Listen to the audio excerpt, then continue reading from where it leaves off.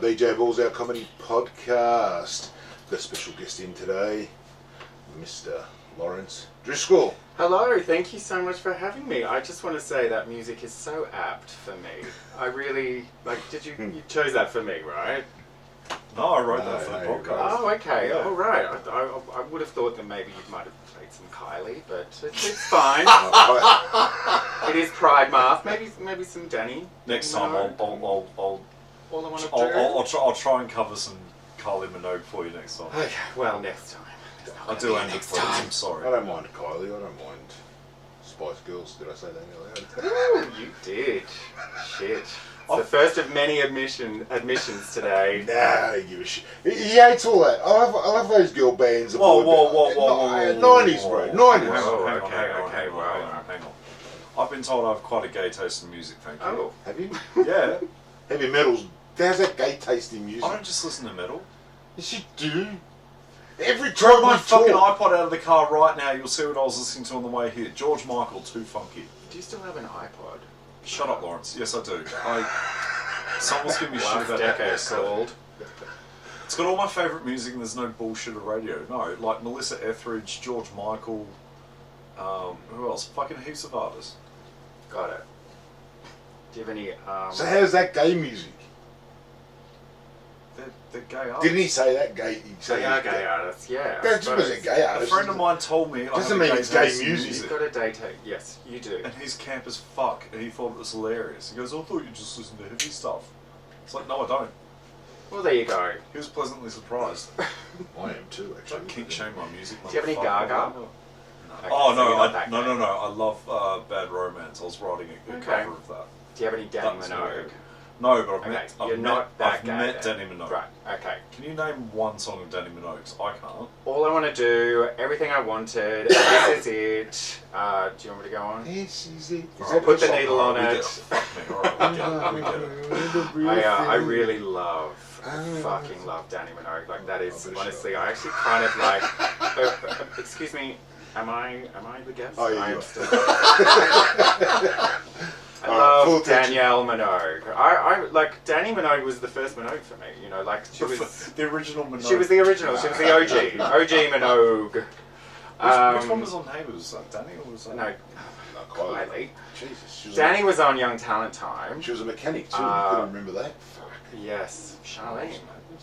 And then Kylie came in and fucking usurped all Danny's fame. She just rode the Minogue name, and then suddenly was on Neighbours, and then UK, of course, were obsessed with Neighbours, and so when Kylie went and did The Locomotion, she then suddenly became this musical sensation in the UK, and then when Danny decided to go on Home and Away, I know a lot about them, by the way.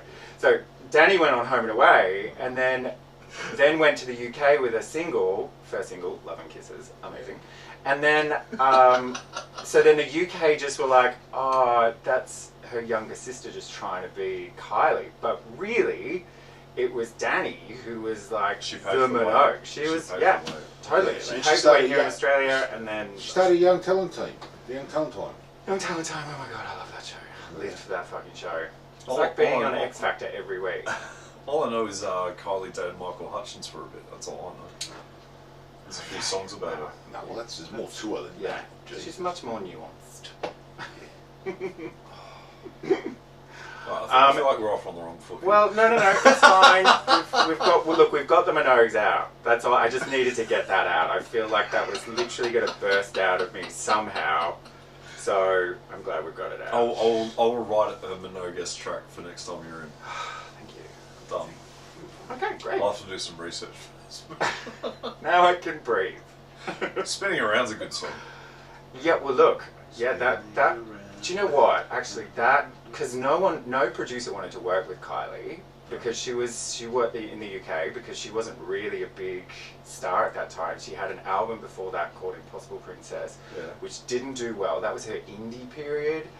You probably have no idea what I'm talking about, but she was played on Triple J for the first time ever. She was in the Triple J 100, Hottest 100 with Did It Again and Some Kind of Bliss because it was her indie period. Oh. Anyway, so then no one in the UK really liked that album. It really did very well here, but then no DJ wanted to work with her, or DJ producer wanted to work with her. And so she just found this young guy who had never produced anyone, and he then produced Spinning Around, and that brought her back. Blew her up. Yeah. Brought her back to the UK. That and those hot pants, I think. Well, that's it. I think the music video did wonders. I think you're right. Yes, that was. But was she's something aging else. badly. Oh, Is she? Look, bless her. Bit of plastic, She is or? 52 now. No, I don't think 51. I don't think she's got plastic. Look, I think we put a lot of pressure on our female starlets to. You're not allowed to age, but You're don't allowed look to age. too old. No. You can age. I'm not saying you can't age, but she just looks. You know when somebody looks old or getting older? Older than what they are, kind of thing. Yeah. Yeah, well, you don't want to go full Axl Rose on your career. Oh fuck no. Like, What's shit happened like to that. Axel? Oh. Oh, Okay, I shall I wanna get go to that super- later? Okay, yeah, fine. definitely Yeah. should. I It mean, looks he like was Donald- never really an attractive He looks sort like of man when he was Donald younger. Trump. Oh, Does he? right. Jesus. Wow. Yeah, he's actually I was watching I've been doing like home concerts, like just looking up bands that I like and doing like 3 songs of them and then another one and all that sort of shit and That sounds like a live really clips. boring night at No, it's Jordy's. brilliant. It's Okay, brilliant. all right. Order a pizza, put a candle on. It's great. All And, the candles, bro. there's nothing wrong with candles and self-love, Benny. There is, bro. There It's is. not. When you've got to fucking light a candle to jerk off, there's something wrong with you, bro.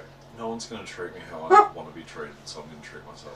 Was this actually just pre-COVID? Like you're now just using COVID as an excuse to just do this, but like have you been doing this the whole time? No comment. So there was I looked up Guns N' Roses when they first started, and Slash starts the intro to Welcome to the Jungle and stuff, and there's someone like dancing like that, and they're an arseless chaps with like long red hair. I was like, fuck, they had strippers on stage. Turns around, it's Axl Rose. Oh. What a pretty lady. Wow. That would be a fucking shock for him to turn around after, yeah, right, wow. Yeah. It's like that It was KFC interesting. ad. Anyway. moving on. KFC ad. Oh no, it's that, yeah. They do this stupid thing where there's a guy standing there with long hair and then the guy walks up to him and thinks it's his girlfriend and it's not. Oh, It's we've a all man. been there. It's Axl Rose. We've all made that mistake before. That's fine. Hot. No, he has not aged well at all. Oh well. Something bless about him. dudes and facelifts that don't work. Oh, Fuck no. yeah. No, I don't mind people aging. I don't give a shit. Kind of makes it look like you're stuck in a wind But tunnel. when you do that shit, it's just like so. Have you ever watched that Botched? Yeah. I fucking love that God. show. Although I love that show, but I can't. I'll turn over when they actually do the surgery or they show it. Until the surgery. Yeah. And there's like a tit here and like just one coming out the head. Like you've seen it. You know what I'm talking about. The nipple is on her knee and like they're like, we need to, yeah. I love that moment where they're like, oh, we've got a bit of work to do. Yeah, fuck. Yeah, Of course you do. Yeah, that's why I'm here. Yeah. Yeah, but I just love how the doctors. Yeah, no problem. Just that whole blase. Yeah. How much money have you got? Yeah, Yeah. it's like, fuck, and I'm just sitting there. I don't know. I wonder if they go on there. They get it for free because they go on there for and sure. air their Yeah, dirty. for Yeah. sure. You ever seen that embarrassing bodies? Like Yeah. there is no way these people would be going on that show if they weren't going to get whatever ailment they have paid for and sorted. Like I remember seeing this woman once. That's a fair It point. was in the UK. It was the UK version. It was on like at 9 o'clock at night, and she looked like, okay, so she had like I'm calling it an unkept vagina, but like her inner labia was coming out. These are terms that I don't know, but like this, like I was about to I'm say, not I'm surprised you familiar. know what it is, yeah. I'm well But versed, like so she please. looked like she was giving birth to a rabbit, like Oh, that, wow. and the camera was right up in there. I think, Send me a link. What? I think I remember this one. That's a specific search on Pornhub. It is. Yeah. Ears first. Nothing wrong with that. Would you guys do any of that touch up as you get older? Oh, look. Probably. Well, look, it would have to depend on what it is. Yeah. But like, I'm not averse to a bit of Botox. I've not had any Yeah. yet, but if somebody wants to offer me some free stuff, like but I feel like once you get on that merry-go-round, It's like well, 10 merry-go-round, years. all that, you know, that hamster Yeah, wheel, yeah. you cannot get off it, because as soon as you decide. But then I've had people say, oh, you know, because you're not frowning, then that means the lines don't. I was like, that logic Yeah. doesn't really work with me. Well, aging just hits some people, like, and Yeah. it doesn't to others. Like, Yeah, but I've got some mates that are in their 40s now, right? Well, we're all now fucking 40s, but anyway. Oh. But they've gone grey, like fucking grey. You know when somebody I just can't goes. wait to go grey. Nah, I don't know, but no, we're talking like grey. You know when somebody just. Yeah. Explodes with greatness. Yeah, no, I'm just like, fuck, man, you must have some stress in your life. Yeah. Oh, that doesn't cause. I don't stress know. doesn't cause. I don't know. That's just something I'm putting out there, but Yeah. it blows me away. Would you dye your hair if you went really grey? No, I can't wait. I can't wait to rock the silver fox look. I have like a grey strip here, and my brother, I grew up in the country, and my brother is a farmer, which is just so hilarious that we both came out of the same vagina. But he said to me, he was like, oh, so are you doing your hair now? And I was like, no, I'm aging, Andrew. And he just went, ah, you're aging pretty specifically. He did actually say it correctly. He didn't say specifically, he said specifically. What's the age difference with you and your brother? That's 4 years difference. You're older, So older. he's older, yeah. Yeah. He's married, he's got 3 kids, lives on a farm, well, the farm that I grew up on, Yeah. which is hilarious in itself. Yeah, you know, Do you like going back there, like to the farm? no, No? absolutely not. No, look, I like going back. There's, you know, I guess it's one of those things where you're like, yeah, when you're on the way there, you're like, I'm just gonna reconnect. I'm gonna reconnect with myself, my family. I love my nieces and nephews, and then by about 2 hours in, you're like, Jesus Christ, I'm so glad I hired a car, because I'm gonna fucking hightail it out of here any moment. Yeah. But I do love them. I love them. I really do love them, especially if they're watching. I'm sorry. But you know, like the nephew he's around 10 or something, 10 or 20 or something. I can't remember. I'm not familiar on their names. Where's the middle one? But Joseph. We basically have a relationship like big brother, little brother, and he is the big brother. He terrorizes me, and he is my brother. He's exactly my brother when he was his age. Yeah. And so, you know, my brother was 4 years older than me, so like I'm immediately back to being 8-year-old Laurance Driscoll. Like we were playing Mario Kart or something, of course, just by fucking osmosis. As soon as the kid picks up the controllers, he's amazing at it. Yeah. And then I'm there, and I'm literally, like, I haven't quite worked out that this turns the car. I think this turns the car. So I'm doing this, turning, like, and I'm off the road. It's all over. And of course, when he wins, because he has to win, and if he doesn't, he fucking, you know, he'll lose his rag. So he wins, and then he does this dance in my face. I don't know where he came up with this, but he was just like, you know you won it, you know you won it. He was like, you got stir-fried, Uncle Laurance, you got stir-fried. I'm like my head was beating with, like, rage.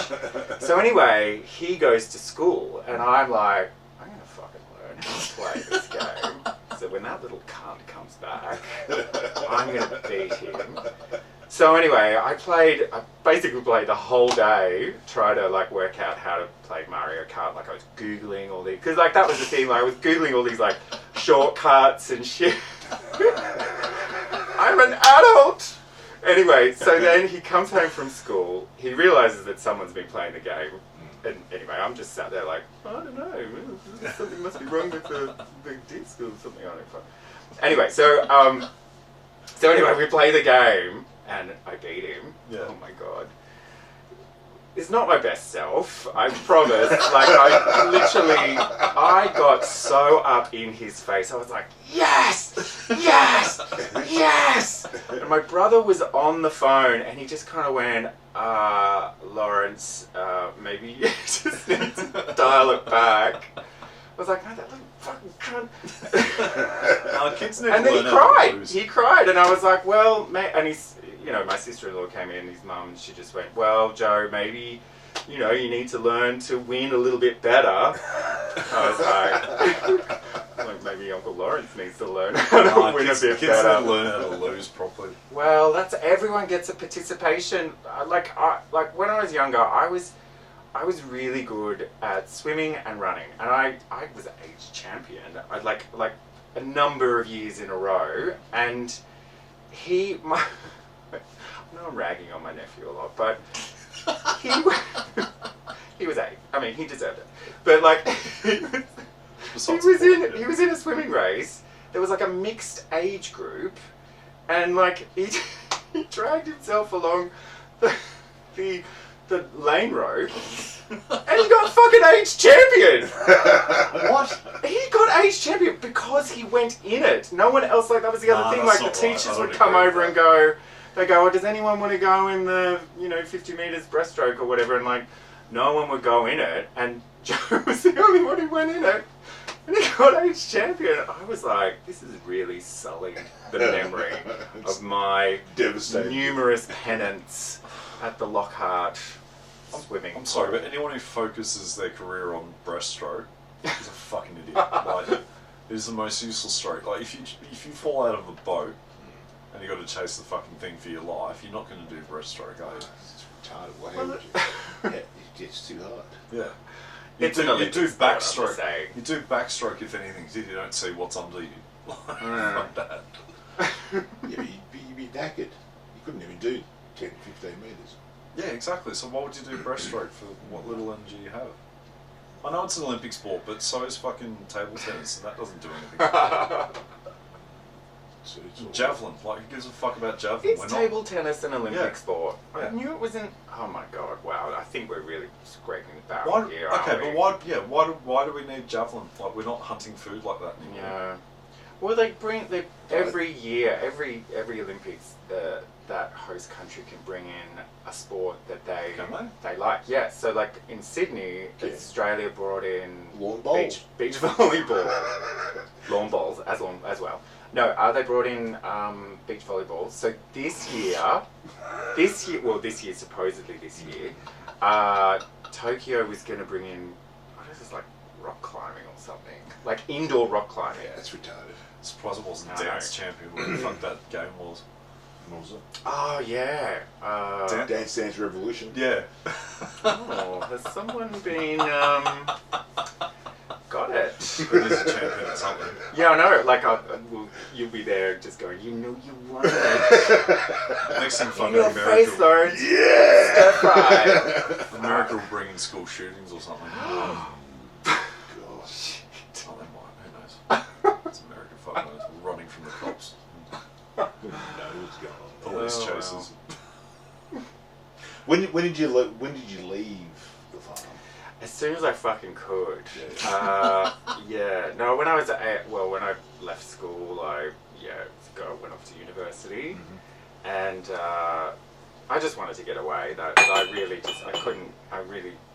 didn't know what I wanted to do at university other than party. That's pretty much it. And so I got the marks enough to get away and went to Sydney, and and so from there, I guess never looked back really. Yeah. I mean, look, there's definitely part of me that romanticizes and longs for the country, but as I said, 2 hours. Like when I think about it, I'm like, I'm gonna grow coriander and like live a subsistence life and fuck. Yeah, I think Not for you. no, I think that would last. Yeah, I'd be like, where do we get a coffee? Yeah. What is it? International Roast Not With Me? Oh yeah, no. Nescafe Blend 43. And it gets me through the day at work. Okay, well, It's It's between that and no coffee. I'm taking that. Well, true. No, I do agree. We at our work we have like a full coffee machine, as though like a barista is about to grow up from the ground and make you a latte, and people still drink the Nescafe Blend 43. There's a massive tub, not just like a little jar, a massive tub that is being well worn or well used. Wow. Yeah, it's so bizarre. It must just come in bags after hours. You would have laughed when Anna was working with Seek, and they had a fucking proper machine put in. And they had this whole level where they had all these cooking facilities and everything, and they had this machine. And then one day Anna's gone down. We had the restaurant at the time, and she did the barista course. Oh, yeah, right. Anyway, so she can make a decent coffee, and I was adamant coffee. I'm very much coffee's got to be fucking spot on, you know. And anyway, and Anna's turned around and she could smell them burning the coffee.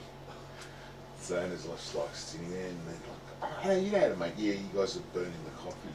So Anna started slamming these coffees. Yeah, she goes. She's about 20 in. And she's like, "No, I'm done. I do this every time I go to the restaurant. It's like, fuck this. I ain't doing this shit for you people." Unless there's tips involved. But it's just a fucking laugh. It's just like, you know, I said to her, why the fuck would you? How do you get? And this is the thing about these companies. I don't. It takes a few minutes to put this shit together. It's not just like instant coffee, bang it in there, fucking mix it up, go back to your desk. Yeah. This is a full on,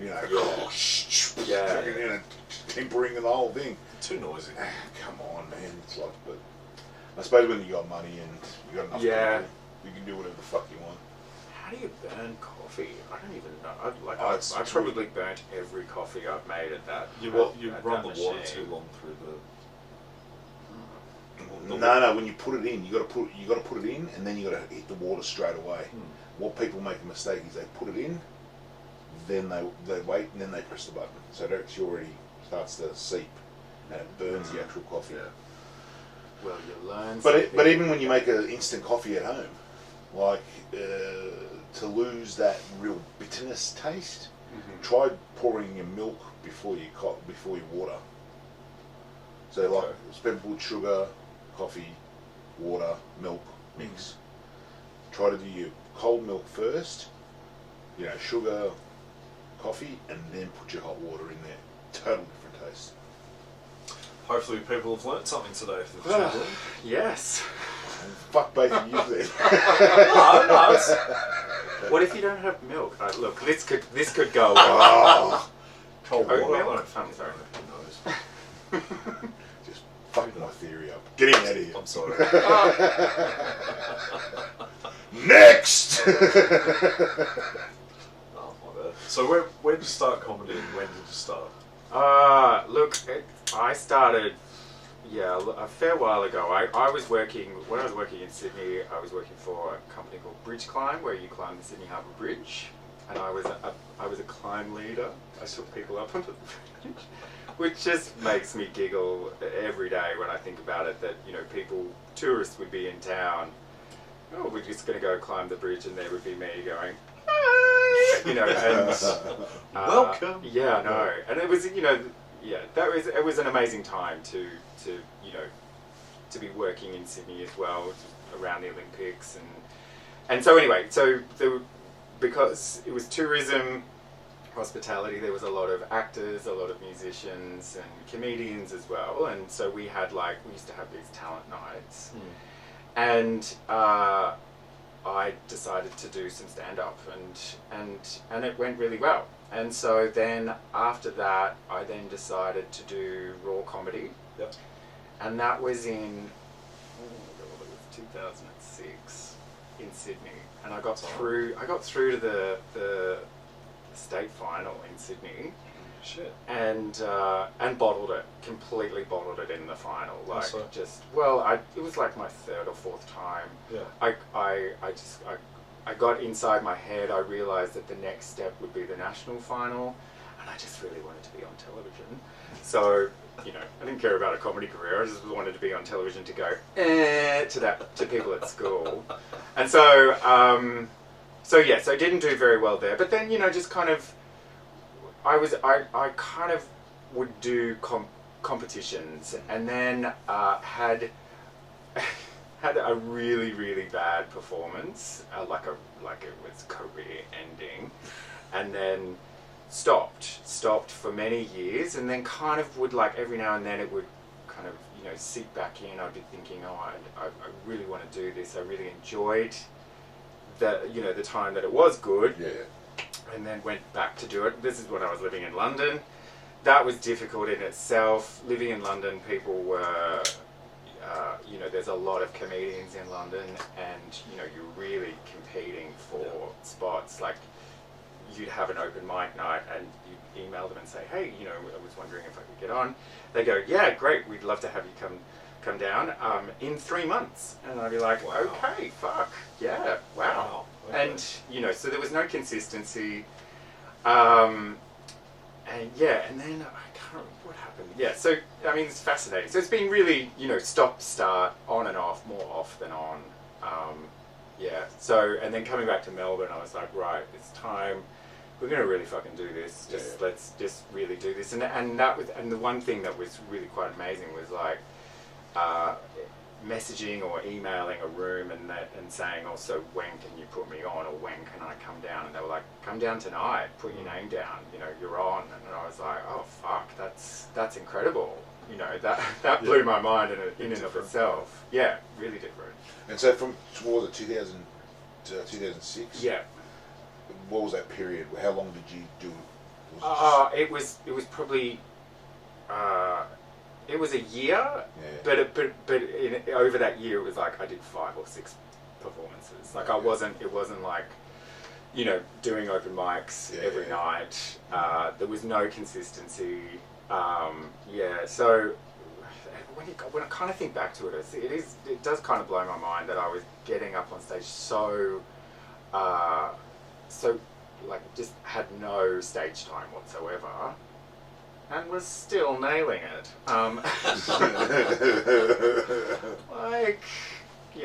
Pretty amazing. No, it was, I mean, it probably would have been terrible. I don't know, who knows, but yeah, so yeah. No, I love your shit, man. I mean, every time I see you, I always laugh. Like, I keep going back to that thing, I'm a fat little schoolgirl, and I'm just like, yeah, look at this guy's hilarious. I love him. Yeah, Benny transitioned recently. Oh, Benjamin. Is that what we're calling you? Right, okay. Benita. No, you are fucking funny. Thank you. I'm glad you kept that. I keep doing the same stuff. That's the thing. And I think that's probably I need to... Look, I want to get something perfect, and that's probably why I'll do the same stuff over and over again. And you know, I think one thing I heard you once say, I don't necessarily think you were saying it to me, but I overheard you, you know, wise Jordy talking to a comedian saying, if you're doing the material for the comedians in the room, then you're fucked. You know, you're doing it for the audience. You know, and that, you know, that resonated with me. So I just keep doing the same stuff. But you know, you're honing though. Exactly, and that's it. And getting it right. Yeah. For me, it's really all about... Yeah, but that doesn't matter. This is what we've talked about, we've touched on this a few times. That's a good thing. Because you get it right, get it fucking right. You know what I mean? Yeah, in the sense for of, sure. We all get into it, like you said, get into our own fucking heads. Yeah, At the definitely. fucking best of times. Yeah. We try to start changing shit because, wait, I'm worried what Laurance going to think. Oh, I'll change this, and I'll change this because Jordan might think this, and you start getting... I love that you think that you're wondering what I think. I do actually. Oh, that's nice. No, but you know what I mean. Like, but you do. I do anyway. Yeah. Talking from personal experience, I've had that moment where I've gone, oh shit. You know. Benny, I know you're speaking my language. I know exactly what you're talking about. I scan the room for the comedians that were there the night before or last week, or they've seen that or they haven't seen that. Even though, you know, that advice I have tried to take to heart, but you know, it doesn't go away. You can't. You want to. I guess you also want to impress the people who are your peers. You know, and also you see them doing fresh stuff every week. I'm just like, how Yeah, the but everyone fuck? writes at different paces, Yeah. though, dude. Like, Yeah, I know. that. I completely understand and agree with where you're coming from, because I'm there constantly, every fucking gig. But at the end of the day, you got to think about it, like, the comics, unless they run a room, they're not going to pay you. Yeah. It's the people coming in who are going to like, oh, I saw this guy, hey dude, and come up to you, hey, when are you on next? And they'll come. That has never see. happened to me. I'm just No, but saying. you know what I mean. Though, like, Yeah, they're- no. you can't. Like, it's cool seeing people do new shit, and you know, but like, I honestly think a fellow comedian's gonna think more of you if you nail a bit and you get the fucking response from the crowd. Yeah. Than just trying something you're like, oh, well done, you wrote a new bit. Mm. There's nothing wrong with that, but there's two. But I also think there's two camps of it as well. Like, if you're doing the same thing constantly, is it because you're honing, or is it a laziness thing, or you know, what I've written last night isn't up to par yet, Yeah. or whatever it is. There's two different. Yeah, I think there's yeah, for me it's definitely, well, actually I don't know. I think it's more just nerves of trying something new and knowing that something is going to work. Maybe there's an element of the ego there that you know that you're going to get a laugh, and you get that kind of like validation lifting you back Yeah, up. but that's how you get further though. Like, if you make people laugh, they're going to want to see you again, and then Yeah, they true. think they had a good night, so that's going to work for the room as well. Like the people that you've entertained, you're going to be like, you know what, if I go to this room, I hope I see more people like him because I'm going to have a good night. Yeah. Nothing wrong with that. Yeah. Anyway. Wise, Jordan. It's just hard to. Very I'm wise. not wise. It's just hard to. I know that. Fuck off. It's just. Everybody's at their own pace. Everybody works differently. There's Yeah. nothing wrong with it. There's And- nothing right with it. It's just. We shouldn't get in our own heads, and I think, and we've touched on this, as in, you've got to find you, and once you find you, game on. That's when the whole, and I said this when we had Bron in here. For me, I've found my voice. I don't give a fuck. I'm not here to offend you. I'm not here to offend him. I'm not here. I'm doing shit that's gonna, I feel, it's gonna make me laugh, Yeah. and the people that I'm doing it for laugh. Now, who gets offended along the way, well, they're not my audience, Yeah. and I'm not Yeah, going to worry well, they about don't, that. yeah. But when I get to a place and I'm just sort of sitting there going, oh fuck, they're all fucking 18, 19, 20. Yeah. I start freaking out, you know, like I really start getting in my own head, like, oh fuck, what do I? Yeah, But I know my experience, fucking tenfold over these people, what I've done, where I've been, all that sort of shit. You know what I mean? And I've said it before. I can't stand those comedians who go, fucking, you know, the drugs I took, fucking, fuck me, you're killing me. But you know what I mean. But that comes from a that comes from a place of wanting to be entertaining. Like, you're doing it for the crowd. So yeah, you're taking in who's okay. I've got a table of who look like they're 20. I've got some older people here. I've got some middle-aged people here. Blah blah blah blah. Like, you take that shit in because you want to be Relatable. no, not relatable. Like, you want them to laugh. You want to. I think it's being aware of your surroundings. And then you got these other comics who come in and they either do the same shit because they haven't written anything because they're lazy, and they fly in, fly out sort of thing, Yeah, and yeah. they don't know what they've done, what impact they've left. But you on still the got to be sort of thing. relatable. For a person to get your jokes, you've got to be relatable in some way. People have got to think about it, the Yeah. joke. So Yeah. they've got to be relatable in some way.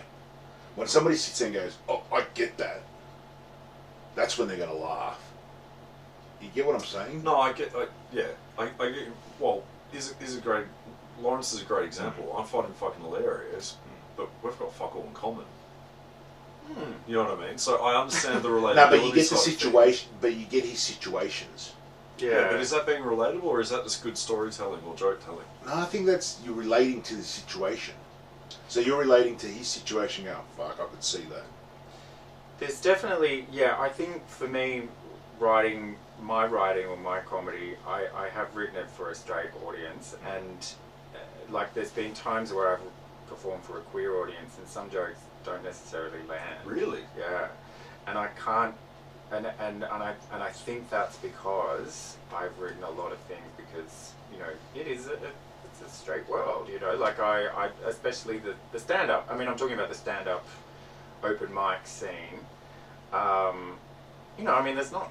I don't know any other. I mean, there are definitely other gay. Everyone in like rooms I go to. You what? Sorry. I notice a bit of everyone, like any like colour, race, sexuality, anything. Like I remember doing the Attic one night, and I had this bit. I did that soggy biscuit bit, and there were 3 dudes and their chick friend. And like I met one of them at the bar, like campers all get out, and they fucking loved it. And I was like, I've never done this bit in front of a gay audience before. Yeah. Like, you know what I mean? Like, it's just I don't know, but for me personally, I think it's the way you construct a joke. Because I never would have thought once, he's written this for a straight audience. Yeah. And I don't mean we don't have anything common in a bad way. It's like I didn't grow up on a farm, I don't work in an office, blah blah Sure. blah. Like, but the way you construct a joke is just funny. That's it. It's just funny.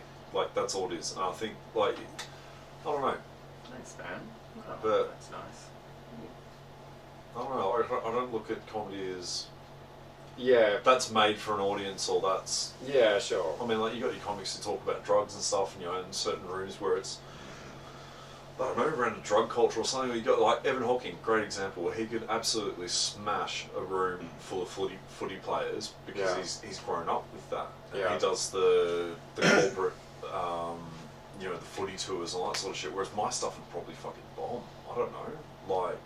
Whereas vice versa, like he might not go well in a room full of musos. Yeah, but he would slay in a footy atmosphere. You'd kill it. Me. Oh, you'd nail it to the wall. Well, I've been nailed to the wall a couple of times in a No, but you would. I mean, just the way scenario. just I the too way like you getting crucified. It's good. just the way that they would feel so uncomfortable, but yet so part of your comedy. Yeah, well, there's definitely been times where I've been doing. There's one particular line that I've seen a straight guy in the audience. Well, I assume he's straight, but he's not. I know. God, I'm part of the problem.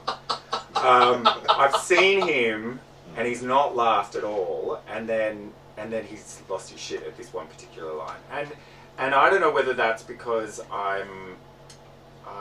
Look, there's many layers to it, and there's things that I kind of don't understand that they're just subconsciously happening to an audience or in my comedy. But there's been times where I felt like I'm enabling his homophobia, which is a strange place to be when you're standing on stage. But I'm part of the joke. I'm making a joke about something that's happened, but he hasn't laughed at all. And then this one bit. I think I know the bit. You know the bit, yeah. Agate. Agate, yeah. Yeah. And It's a he fucking lost clever his bit. fucking shit, and I'm like, yeah, right.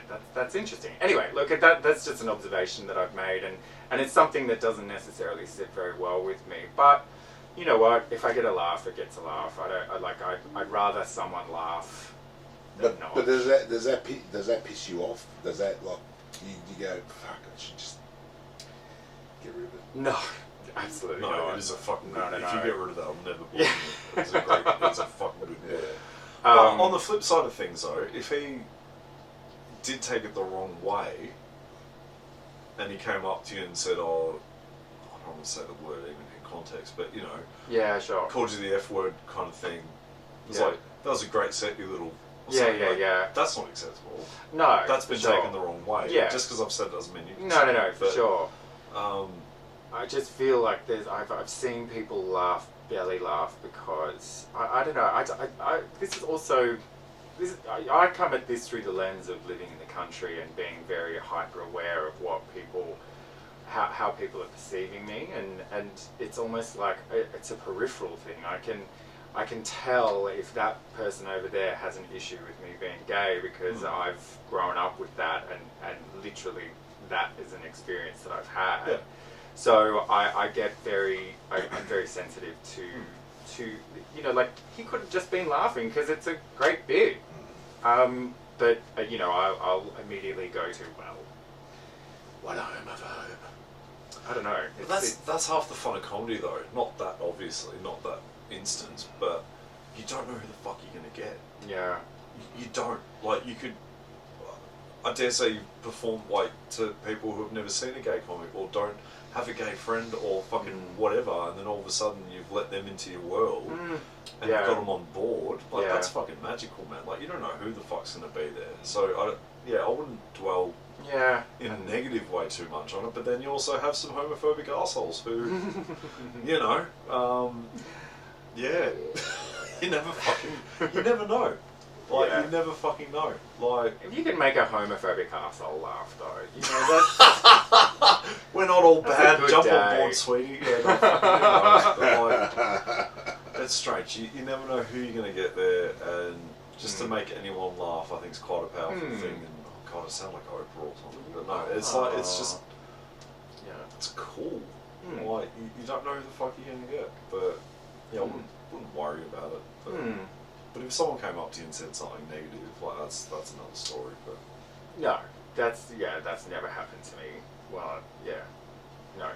I mean, in a comedy context, for sure. Good. Yeah. In a real life context. What are you looking at me for? I What don't did know, I fucking said? Danny. I haven't said shit.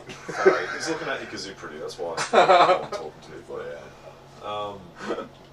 But, have you done many of the? I don't want to mislabel this because I don't mean it in a bad way, but like the queer nights, the LGBTQ. Yeah.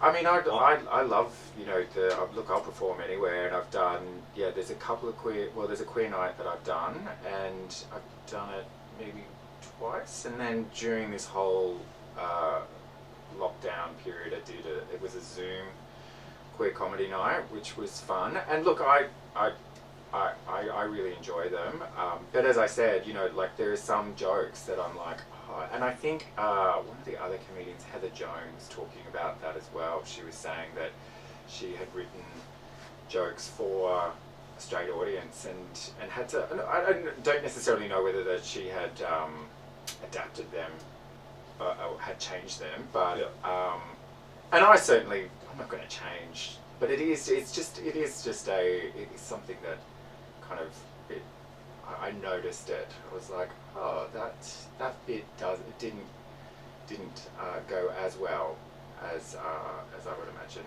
you know, that it did with, you know, A Death or Glory or another straight night. Well, straight night, that's so weird. Like, but just like a night, a normal night. Oh my god, I can't believe that doesn't sound right. What? Normal night with candles. Don't kink shame me. I like to look after myself. No, I'm curious because Are you? Okay. not yet. Am curious? No, see, I've already promised myself to someone at work. If I had another year of shitty dating, I'd switch sides for him, and he's hanging. He's fucking hanging for Is it. that a gay mechanic? No. He's a car salesman. Shout out to Cal. I don't know if he listens, but Shout out to Cal. he loves me, and I love him, just not in the way he wants me to. But no, it's the weirdest fucking thing, yeah. So like every time I do a roadworthy at work, I got to go upstairs, I got to photocopy it, go up to the office, drop off a photocopy, blah, blah, blah. It's a whole fucking thing. But every time I walk through the showroom, there seems to be some sort of romantic song on, and he knows I love George Michael, so like they've got gold going all day, yeah. And like no shit, this happens at least 2-3 times a week. I'll walk through and like Careless Whisper will be on or something, and I don't need to look around. But I look towards his desk and he's just sitting there just like... Masturbating. Yeah. Just got it out. I just turned around and he knows I'm there. Yeah. Bang one out. He knows I'm there. It's fucking hilarious. It is the highlight of my fucking day when I can make Cal smile and give him a glimmer of hope. But It's gonna make his day more when you can make him come. I'll make his whole fucking week one day. You never know. But no, I've already promised myself to someone, but if things get bad He's with the betrothed. females, Okay, fine. it'll be romantic if we get together one day. It'd be nice. But Is it Benita? no, it's not Benita. It's not Benita. No, definitely not. He couldn't handle my. He's He couldn't handle my girth. I can tell you that right now. He's too much man for me. I don't think you're ready for Benny's jelly. No, he's way too much man for me. But, I'm curious in a sense of I've been approached and asked, why don't you do an all-female lineup one night? Now I look at that in a way of, I would feel like I'm disrespecting someone I hired for that gig. Like say I've got 8 comics on tonight. And we know there's a disproportionate amount of men and women in comedy, entertainment, bands, music, fucking whatever it is. Yeah. And that's how it is. There's no explanation. That's just what it is. I would feel disrespectful to a female comic if a female dropped off and someone's like, you should get this person, blah blah blah. Like, I would feel wrong saying, I've had a female drop off, I want you to come in. Yeah. If I was in that position, I'd take that as, you want me because of my gender, not my material. Yes. So my question is, and that's why I don't want to do an all-female lineup. Right. Like, if you're funny, you're fucking on. Yeah, sure. I don't care where you're from, what your sexuality is, what your fucking colour is, whatever the fuck it is, what your story is. If you're funny, then I've put people on who I don't particularly find funny, but I've seen them kill at other rooms. I want that for my audience. I want my audience to be entertained. That is the bottom fucking line. Sure. Like, so, I'm wondering, like, is there a similar kind of, like, do you feel like there might be a kind of tightening the possible audience if it's like an all queer night or an all female night or something like that? I don't know. I guess. Oh my gosh, you've really stumped me on this one. Like, I think it's a good. I think it would be a good thing for inclusiveness to have one of those nights. But I mean, like, how often are you going to do it? Like, you'll do it once a week, or once a week, once a month. Well, I don't know. If it was a room that's solely based, like if I were to open a room tomorrow and I solely based it on, okay, we're running Thursday nights, but it's only queer comedy, or sure, you'd have to be queer to get on, or something like that. Yeah. Like, I just don't see how, and this isn't against anyone or anything. Like, I think those nights are important. Yeah. But on the same side of things, like I feel like inclusiveness can get to a point where it's kind of doing the opposite. Yeah. If that makes sense. I mean, look, I guess as a room runner, you want the best quality, you know, and yes, sure, there's a level of tokenism that will, that you kind of, if you're only going to have female comics, if you're only going to have queer comics, there's, I understand what you're saying, but I still think it's really important to have, because being a queer comic, and I know I'd said before about that, I'm the only gay comic. That's not true. I'm not. I realized I said that and went, oh, no. Retract. Edit that bit out. No, but like to have a night like that, it allows you, it gives you, what am I fucking trying to say here? I need to, like, it's much more relaxing, I feel. Like, when you're around other women, or when you're around other queer people. So you're not relaxed when you're around me? Not when you're talking about your girth every 2 seconds. I didn't say fucking up for that. I was telling, whatever. No, but there is like, there is a, it can, look, I will say this, I've been on the bill of, of some places where it's just all men, all male, all straight male comics, and often that's the audience as well. So, and I don't know, sometimes, I don't know whether this is because you're a man or a woman, it doesn't matter, but like, comics aren't supportive of other comics. They don't sit there and laugh at your jokes. Like some do, for sure. But like if it was to have an all women lineup, that it would feel, it would be, or have an all queer lineup. I think it'd be a nicer. Oh, this is really awful. I think it'd be a nicer environment. Like it just sense. would feel. There wouldn't be.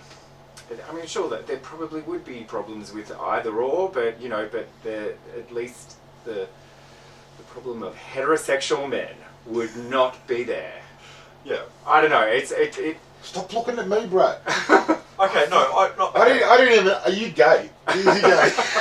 I didn't even know this. Okay, no. See, here's the way I'm looking at it. Right. So, I love comedy. Full stop. Yeah. Yeah. I watch a broad spectrum of comedy, except for fucking musical comedy. I can't stand that shit. But Come on, some of it's good. I love a good dance scene. no. Cats is an unspoken comedy. No, that's not a musical, bro. Anyway, That's keep just going. laughable. Anyway, so no, like I would, and this is what I mean by exclusivity. Like, I understand those nights are important. I'm not against those nights whatsoever. I understand it's inviting and it's like a welcoming platform because, you know, talking about anything, you know, you're showing yourself and you're being vulnerable and like, here's what I've experienced. I hope you laugh at it, kind of thing. Yeah.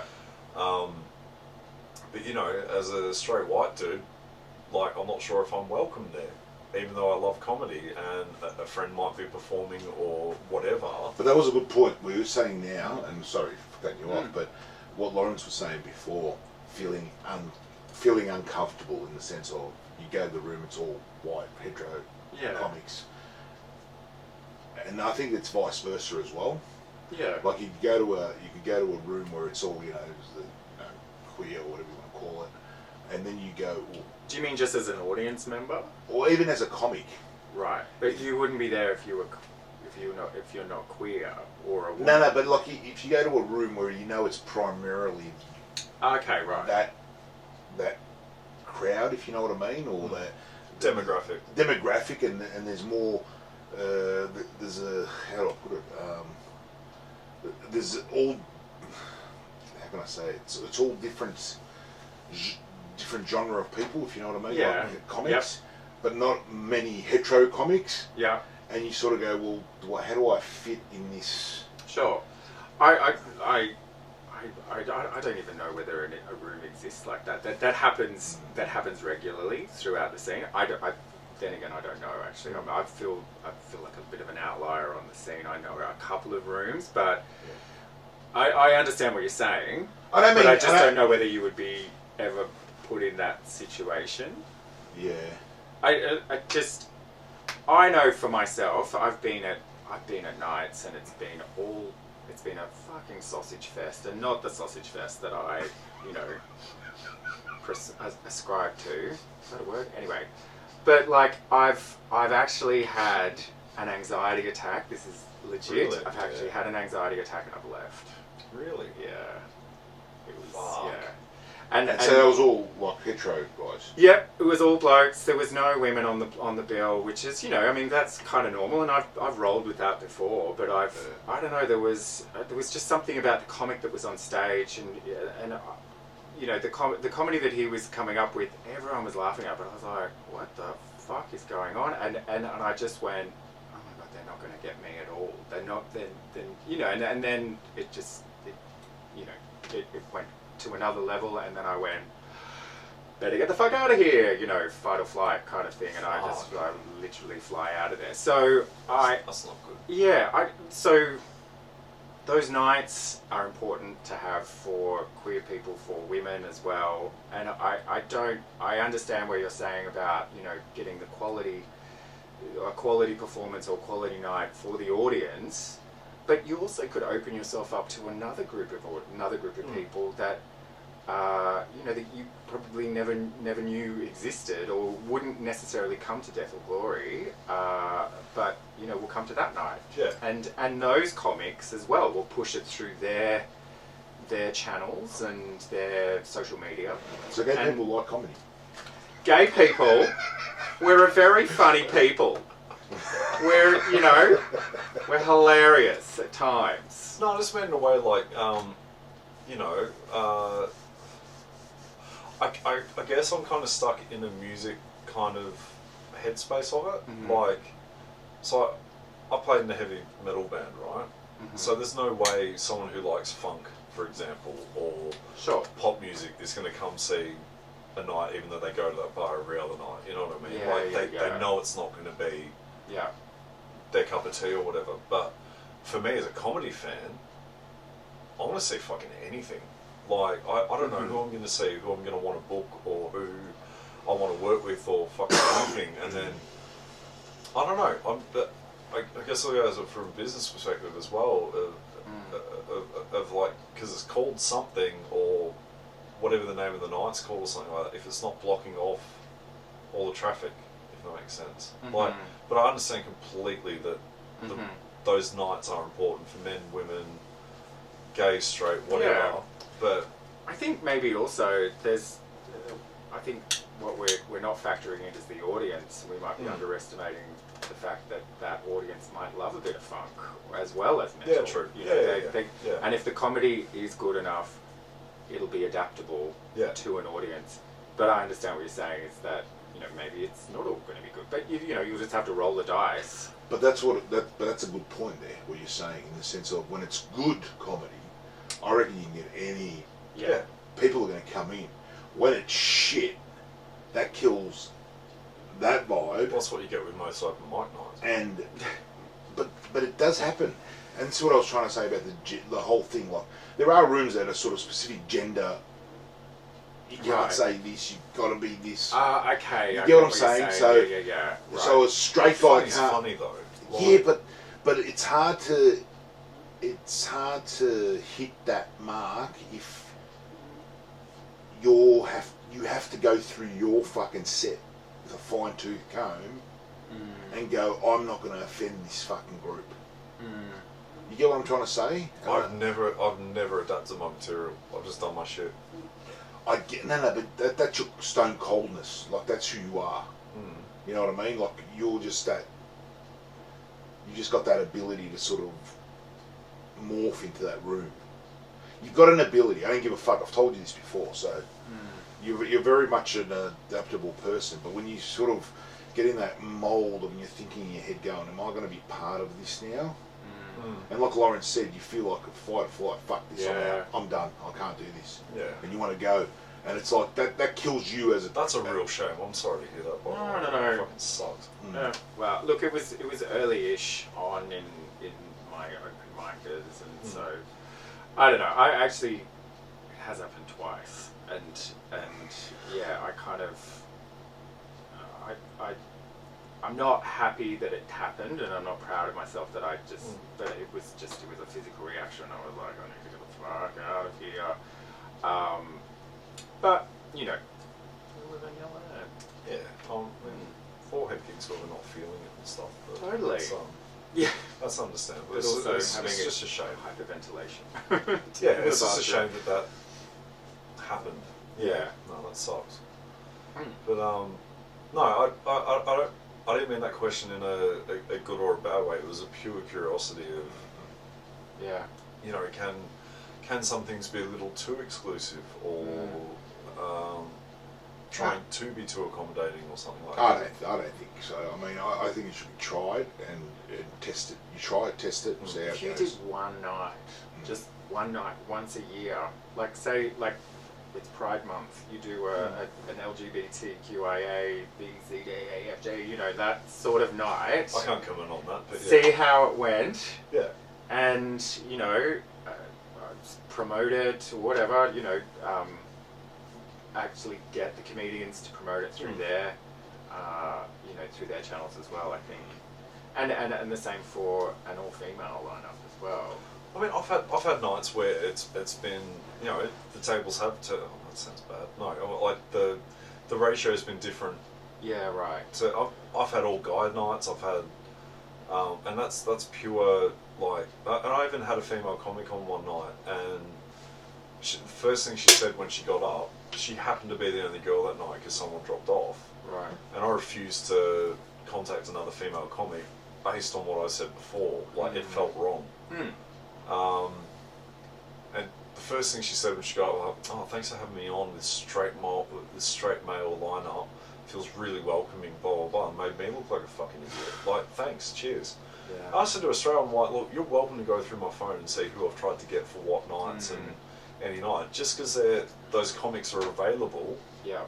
Well, sorry, just because those comics are around doesn't mean they're available for tonight to appease you. And I guess But that's why do you have to justify yourself? Because I didn't want to look like a dickhead when that wasn't the intention. Nah, but you're not. But this is my thing. I hate when people have to justify themselves. To fucking, if that person's thinking that way, fuck that person. You're not welcome. Well, no, I don't book her anymore because You know, it's just the new bottom material line is sucks. But what you say, and this is what I love about your room, and always have loved about your room. If you're funny, you're gonna hit. yeah, You hit. If you're not gonna hit, we all have bad fucking days, and Yeah. sometimes it doesn't work. I don't give a fuck. I've always said that. But if you're funny, you're gonna hit. Come on in, girl, gay, fucking whatever.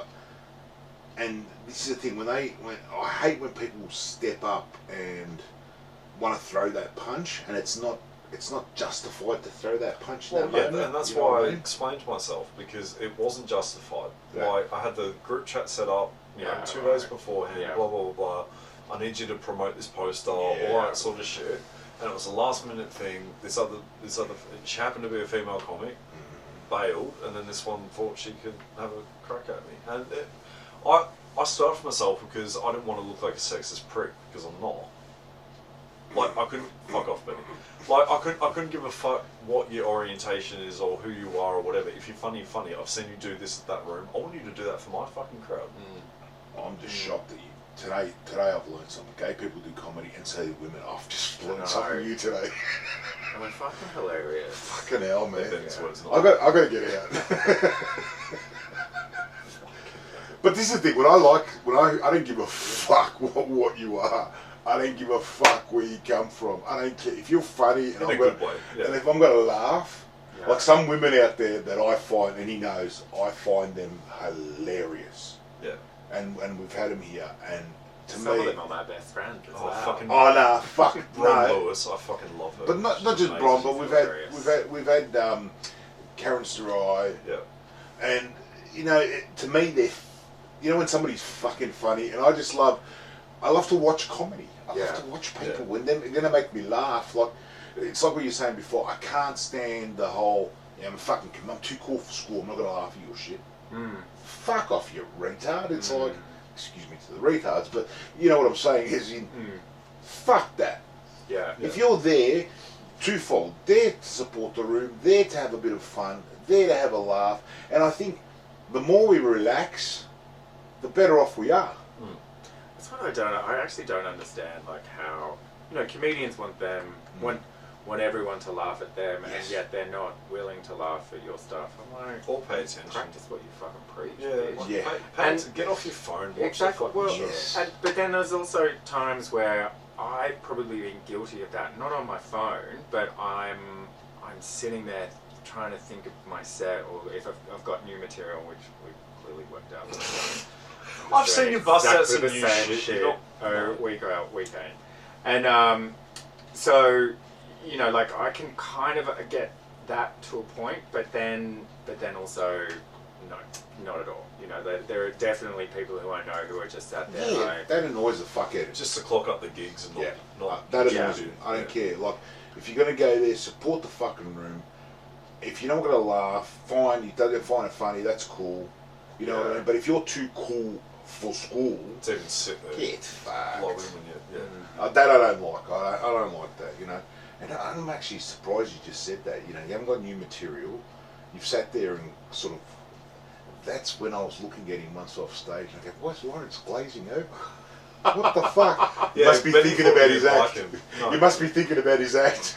I told Ben, not a Probably. word of a lie. I told Benny, you get in the fucking zone when you're at a gig, and you. Yeah. I did know. I You're more than thought I'm approachable being after honest you're here. I on. said to him, I thought I pissed Laurance off. I don't know. I'm going, oh my god, that's so funny. I probably just wasn't even listening. Oh, was that You're a bad we're at person. Gorilla, Wait, but yeah. and you just had this, and we talked. You remember when we did when you did that bloody alumni thing, Oh yeah. and I had a chat to you, and I'm like, this guy's alright. I've seen him around a couple of Yeah. times. I thought he was this. nice. Yeah, I thought fucking. And then there, I'm like, fucking He's hell, not. maybe He's a I, fucking cunt. maybe I said something. What the fuck, you know? No. Honestly, it is. I am that in my own head, Mhm. and then I can't even concentrate. I'll try and laugh at a few things. I'm like, come on, you've got to concentrate on what they're saying because you want them to do exactly the same thing. As I said, practice what you preach. But sometimes I especially if I'm after you, which I think I might have been that night. Yeah, I think you were. And that was probably new material. And also there's a weird thing, like I read somewhere to offset nerves that you should stretch. So like before I'm about to go on, like if you look to the back of the room, I'm there doing a fucking downward dog. Yeah, like because I'm trying to offset. I'm like, like it's very strange. So then clearly I'm not listening because I'm just doing some jazzercise. No, but then on the plus side of that is you're trying to give the best of you. Yeah. Whereas you've got some comics who don't listen because they're at the back and they're not even within earshot of the PA system. Yeah. And then they blow in and then they ask for the third time in a fucking row, oh hey, what's your name? What do you do? Fuck off. Oh my god, it hurts. Oh, yeah. It's so fucking painful to see that. Like, like, show some fucking respect to the crowd. Yeah, I'm gonna do that the first time we're in. Hey, what's your name? What do you do? Do you want to see how quickly I can light someone? You'd be like, Yeah. No, but I don't see that as a negative thing of you not paying it. It's not paying attention. You're getting yourself ready to be the best you can do. Yeah. That's fucking professional, man. That is professional. Yeah, not on my time, bitch. Not on my time. Next time, Benny, I'm sorry. I tune out when Benny talks all the time. It's fuck, I hope he does. We've been doing this podcast, mate. He's not even in the room. Out of body experience. No, I fucking love your comedy, dude, and I'm so disappointed to see that Raw didn't happen. Oh no, that's because that was by far the best fucking set I'd seen you do. What was that? The Evelyn? Yes, that was the prelim final. Yeah, that was a real experience because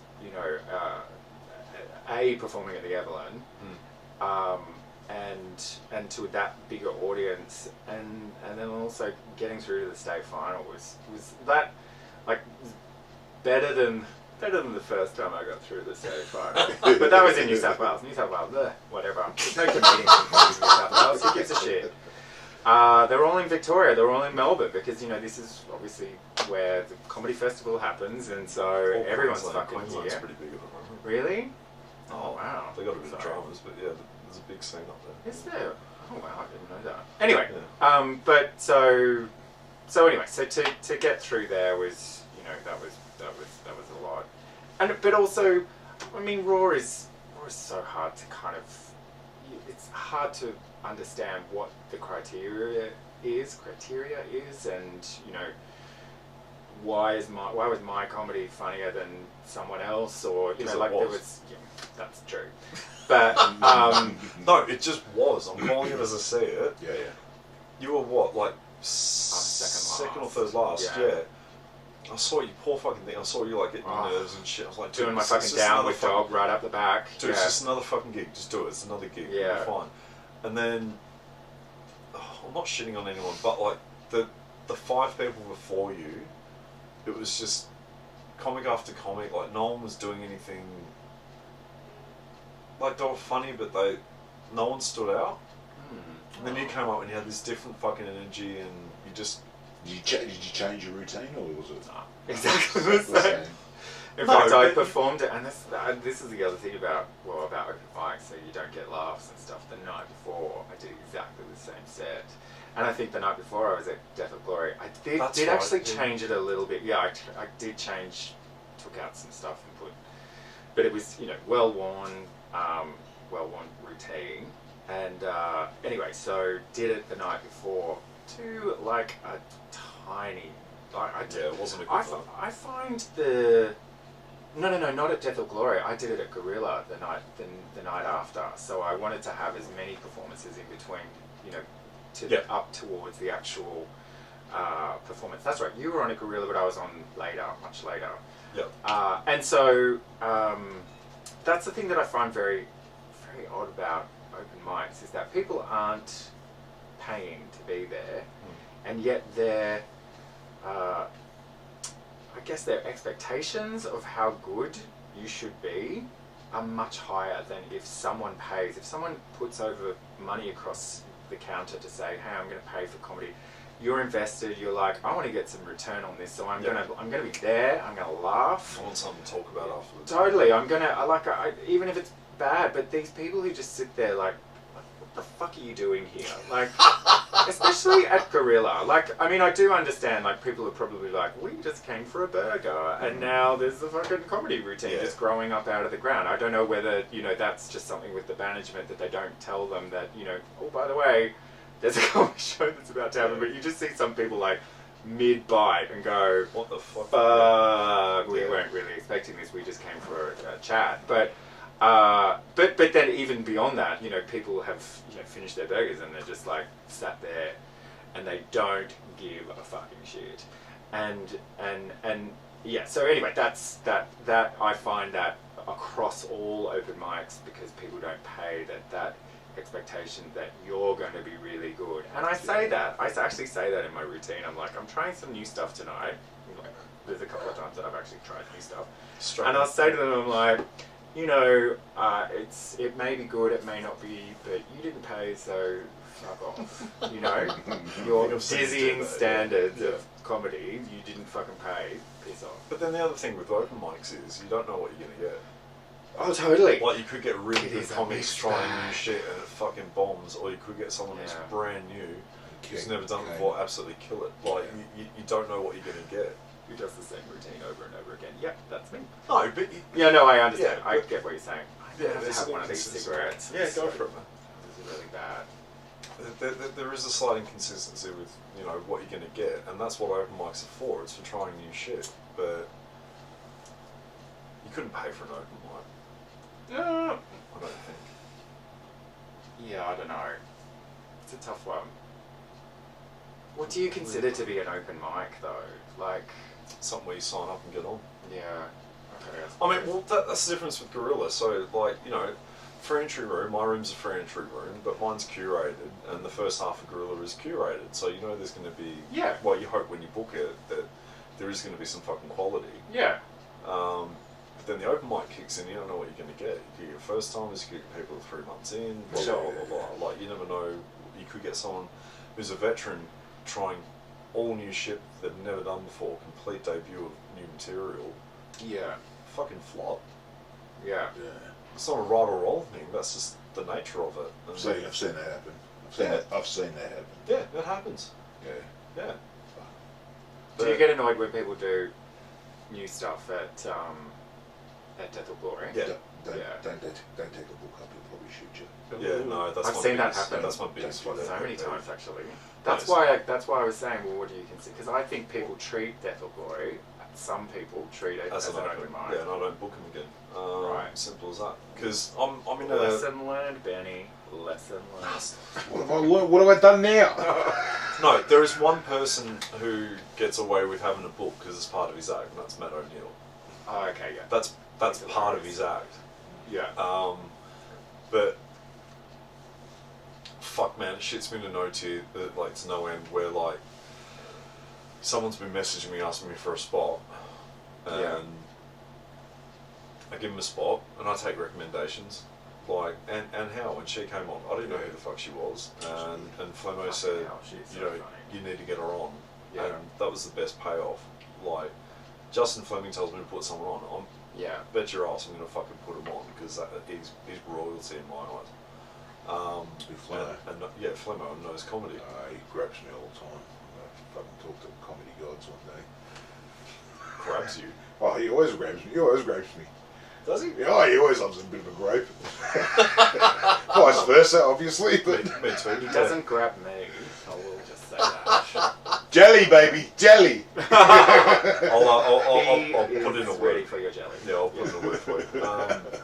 No, but like, nothing shits me more than someone asking for a spot. And I like to go to every room. I like that. When things are in the swing of things, like I'm out pretty much every night. Either performing or watching because I want to get the next best acts I can possibly fucking get. It's a business trip for me. It's not going out for fun. It's like I want to see who the fuck I can get, plus do my own craft. And when someone messages me and they come along and they whip out a book or try brand new shit. Or like if I see someone and they nail it and I'm like, dude, that was fucking funny, can you come do my room, blah blah blah. Just because it's not paid entry doesn't mean it's open mic. Yeah. Like, I curate the fuck out of that. God damn it, Benny, it's your own fucking podcast. It's just like, yeah, I'm in that weird position of a room where I'm not charging entry, but it's also not a free-for-all. Yeah. And I think some comics take that the wrong way. Or these as a stepping stone to go warm up for fucking Lucky Cop.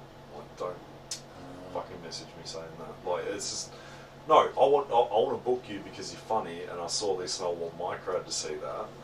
And there is a level of disrespect, I think, with some comics, and I hope that gets phased out a little bit. But you know, you have to treat a room with respect. Like, you don't know who you're going to get. Anyone's lucky to have a crowd. Don't give a fuck who you are. Like, you don't have to leave the home to be entertained. So treat it with respect, and that comes back to that, you know, just blowing in after your cigarette and you haven't watched one act, and then you ask that couple for the third time, "Oh, you guys together? You understand today?" I'm like, fuck off, man. Have some fucking material. I don't want to do it anymore. No, not you, you fucking... Just... You know what I mean? I don't know if that's me being too precious or something, but like... No, you precious fuck no. Fuck off, cunt. Nah, It's not just at like, all. I'm trying to build a room. Candle boy, fuck me. Fucking Snowflake. Hey, I didn't call you a snowflake. I'm getting kink shamed. It's the first time I've ever been called a snowflake. Fuck you guys. Snowflake. He can take anything. No, no, but it's just I think you're very lucky to have a crowd in any way, shape, or form. So give them what they came out for. Just respect the fucking thing. Just respect it. That's it. That is it. Like, don't blow in being like, you know, I just wrote a whole half hour on the tram on the way here. I'm like, oh, did ya? Yeah. That's gonna fucking kill. I'm sure it's gonna kill. Yeah, please go do it at an open mic. Yeah, That's, right. yeah, I don't know. Maybe I've got high expectations. I don't know, but I want to have I want to have the next big small room. Because it's not a big room. You can fit 50 in there. That's it. Not big, but have some fucking pride in the work. That's So what did you say you want to have the biggest small room? yeah. Like your dick, bro. When do we get our balls out? No, it's not about Is balls. that? Oh, Oh, God. sorry. Sorry, buddy. Picture. Anticlimactic. Yeah, it's Already got 'em metaphorical. Oh, damn. Put them back in. No, I'd love to have a room where, like, you know, it gets a reputation to a point where, you know, obviously it's going to be for a while because there's no international flights. You know, like, you be acts from interstate or international acts before they do, like, you know, an arena or fucking comics lounge for a week. They come warm up here or something like that. That'd be awesome. Yeah. But I think it'd be fucking mental to go to a different city and just go do the big show straight off the bat. You'd want to get a flavour for the locals and all that sort of stuff. That's what I want. Yeah. Do you reckon you'd need that? Like, as in, like, if you went over to, say, like, do you reckon you need to get a feel of, like, say you go to Brisbane, do you reckon you need to get a feel of that? Or can you just carry your shit over? I've always wondered about that. Look, if I was doing a 1,000+ seat arena for the first time in Brisbane because somehow I gained traction over the internet or something, Yeah. I would most definitely try and hit up an open mic first, just to acclimatise.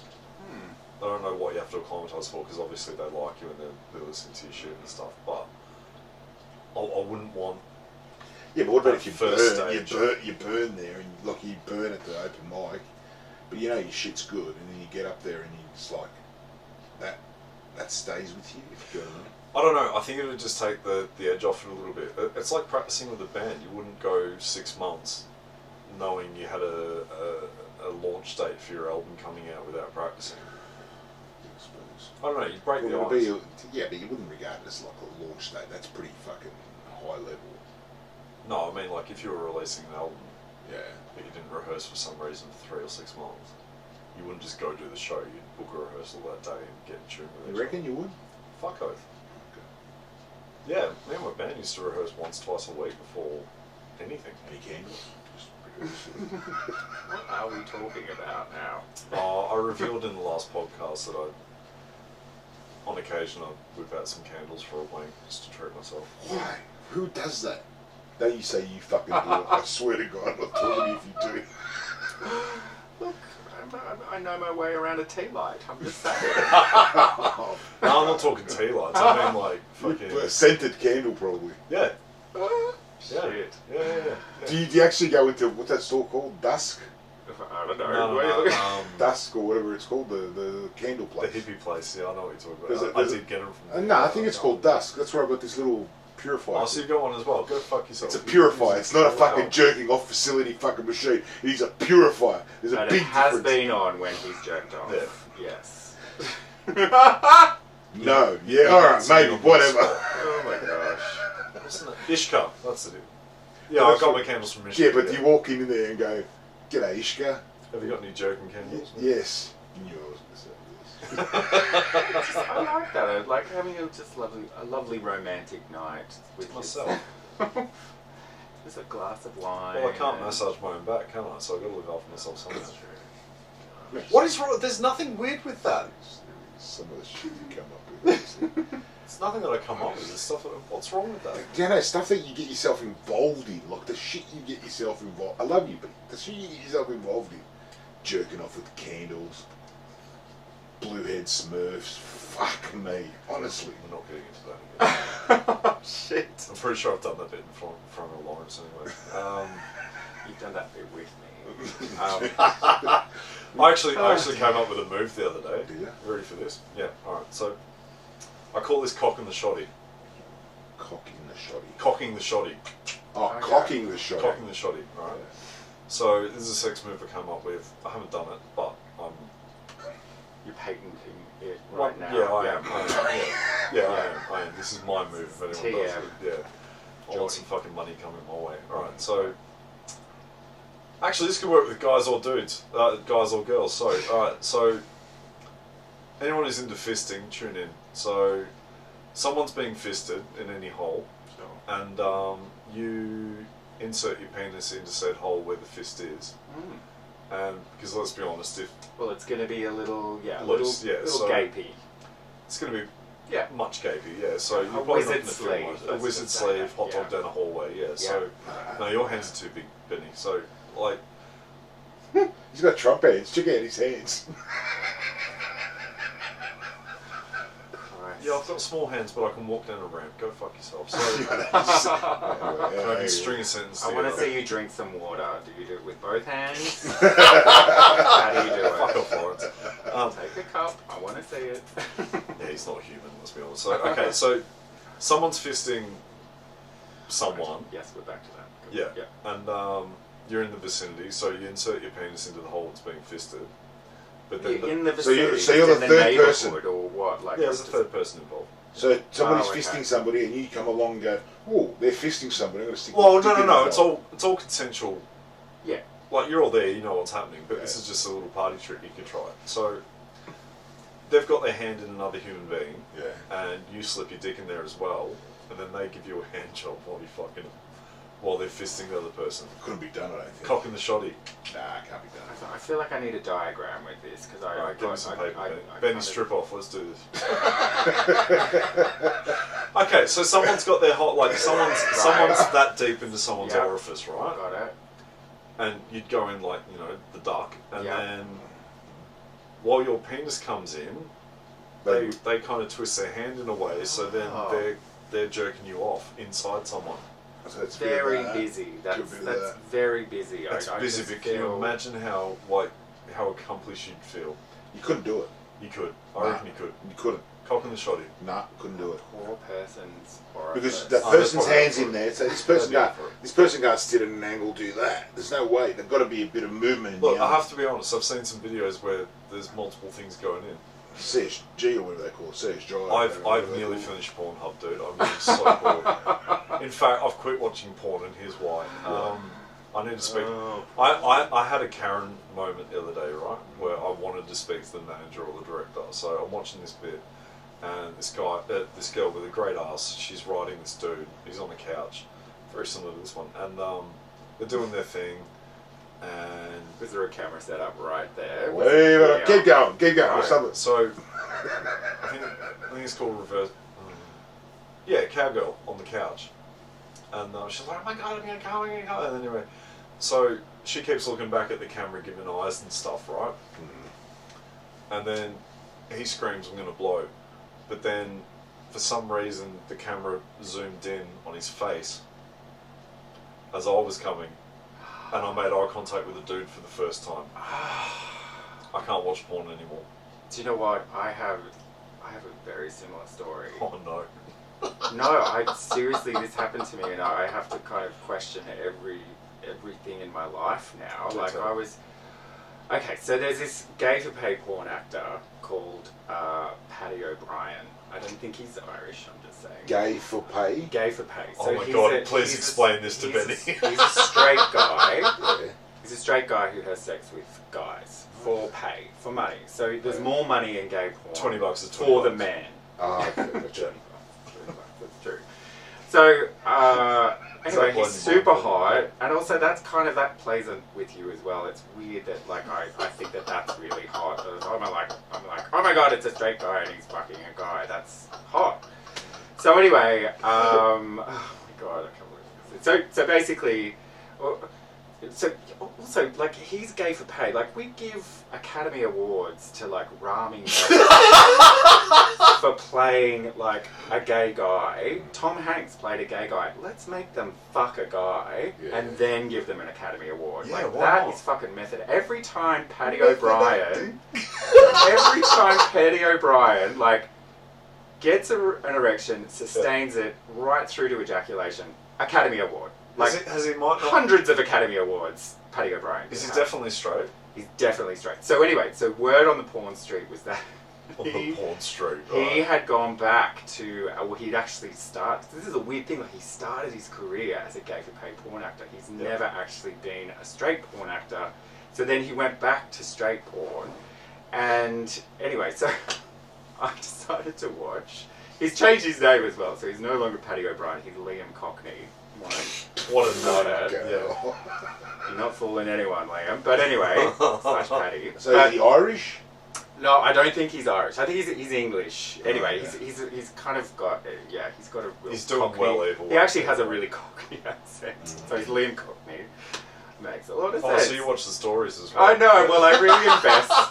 I want to know who I'm gonna ejaculate over. So anyway, so I decided to watch this porno with him and this girl. And the thing about porn films for the heterosexual is that it's more so about the woman than it is about the man. Like, there was a point that I realised I was actually wanking over Paddy O'Brien's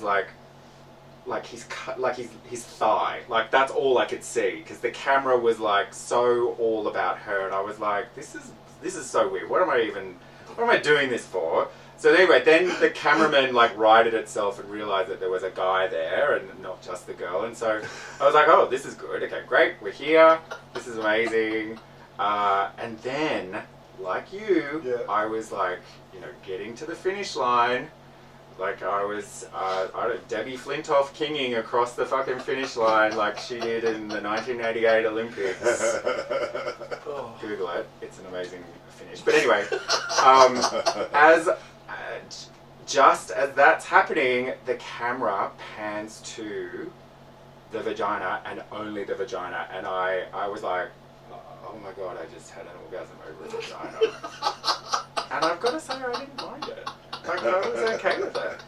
So then now I'm like, am I straight now? Like, am I bi? What is this? And like homosexuality is the only thing that I've ever stuck with, like consistently throughout my life. Like, I've left jobs, I left university, like I'm giving up comedy tonight. And so anyway, like I'm gonna have to call my family and say, guess what, guys? It really was a phase.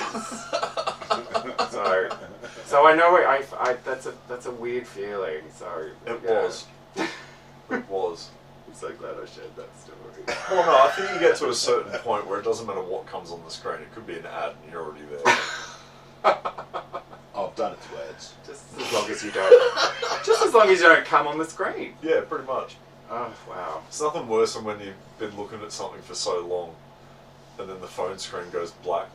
Because like your thing's timed out and it's already locked itself, and you're just stuck with a black screen. Yourself, like, oh. Self-love, literally self-love. Yeah, that's not that far as I want to go, but yeah, it's a weird feeling, isn't it? It's like I looked another dude in the eyes as I blew. I was like, yeah, no, right. I don't know how I feel about that. Yeah, no, it wasn't disgust or anything. It was just like, the fuck just happened? Like, who filmed this? Betty. Right there. Jordy's about to come, and there's the shot. I've just never seen a porno where it zooms in on the dude's face.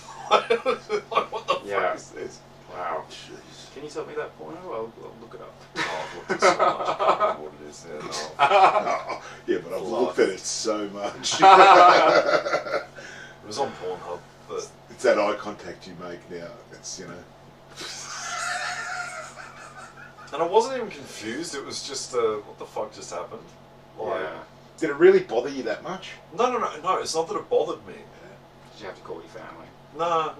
Cry no. yourself to sleep. I do it every night, regardless. But no, it was just Was there a candle? Fuck no, oath. not this time. Not this time. Fuck oath there was a candle, you can Wow. bullshit your way in. No, not this time. That's only when I've Tea got light? time. No. Torch. There weren't ropes and oranges involved this time, so it's all good. But no, it was just like a what the fuck? Like, it wasn't disgust. It was just like I looked at myself doing this, and it was funny. Like You gotta put this into a bit. I just This made is eye a bit contact on- with some dude as I blew. Like, I've had a Yeah. few three-ways over the years. There's never been a dude involved. So I was quite happy with my streak. But this was the closest thing to a devil's three-way I've had. And that is the number one rule of a devil's three-way. The dudes don't look at each other. Why not? Because that's the golden rule. Why though? That's just the rule. Okay. The dudes don't look at each other. There's bullshit. nothing... That's bullshit. There's nothing I call homophobic about it or anything. That's just I the call rule. bullshit on Everyone knows the rule I of the call devil's three. bullshit on Why? that. So I'm sitting there going, mate, have you ever seen something like this? Have you ever seen something like this? You haven't. She's enjoying it. Have you ever seen something like this? Are you ready for my jelly? Ask anyone. Yeah. Ask anyone. That is the golden rule of a two dudes and a girl three-way. You don't make eye contact. I think that's, yes. Yeah. I mean, but there's like, yeah. Different situations. Yeah, that's true. I guess that would be weird if you were like. Yeah, anyway. Oh, Why if would you're it be friends, weird? it's different. I don't I know. don't really like threesomes anyway. I No? find them just it's too busy. There's too many things going on. I'm like, I've got to put that in there. I'm like, it's like There's a we're- lot of coordination involved, I'd imagine. Yeah. And that's the thing about three-ways. You never know what's going to happen. Like, I've never been invited. You might look to a one. guy in the It just eye. happens. I'm like, Yeah, exactly. It just happens. No one plans it. Okay, Party I goes got weird. one for you. If you were in that situation, What situation? I've been in many. two guys, girl, Yeah. right? Have you been in that situation? No. You haven't. If you were in that situation and the guy pulls out and accidentally, like, he's dropped the load, but it's just gone, it's, what would you do? Would you just lose your shit? Wait, hang on. So, You know what I'm talking about. is it aiming No, at? Bazzy, you know yeah, what I'm yeah, I trying know. to say. I've got it. Wait. Believe me, I know. Wait. Is it coming at me or is it? No, he doesn't mean to come at you, but because he pulled out, it's like just gone, you know, you're this far apart or whatever. Oh, it's gone up her back. You make no eye contact and You just don't say nothing. even acknowledge it. Well, I don't know. I'm just. Do you get what I'm trying to say? assuming. No, I don't actually. So a bit of cum hits you. Yes. Yeah, you get it. You get. The guy doesn't want to come in Oh, her, yeah. so he pulls his dick out, and it accidentally sort of just, as he pulls it out, he's sort of like, oh fuck, and it's just gone, and it hits you. What would you do? It hits me. Yeah, he didn't mean to. You're like, well, what am I doing here? Is this gonna go? Like, this is actually gonna be on the podcast. Oh, fuck yeah. I would either. Some chicks like eating cum, so I'd probably offer it to her if it was like on my arm or something. Christ.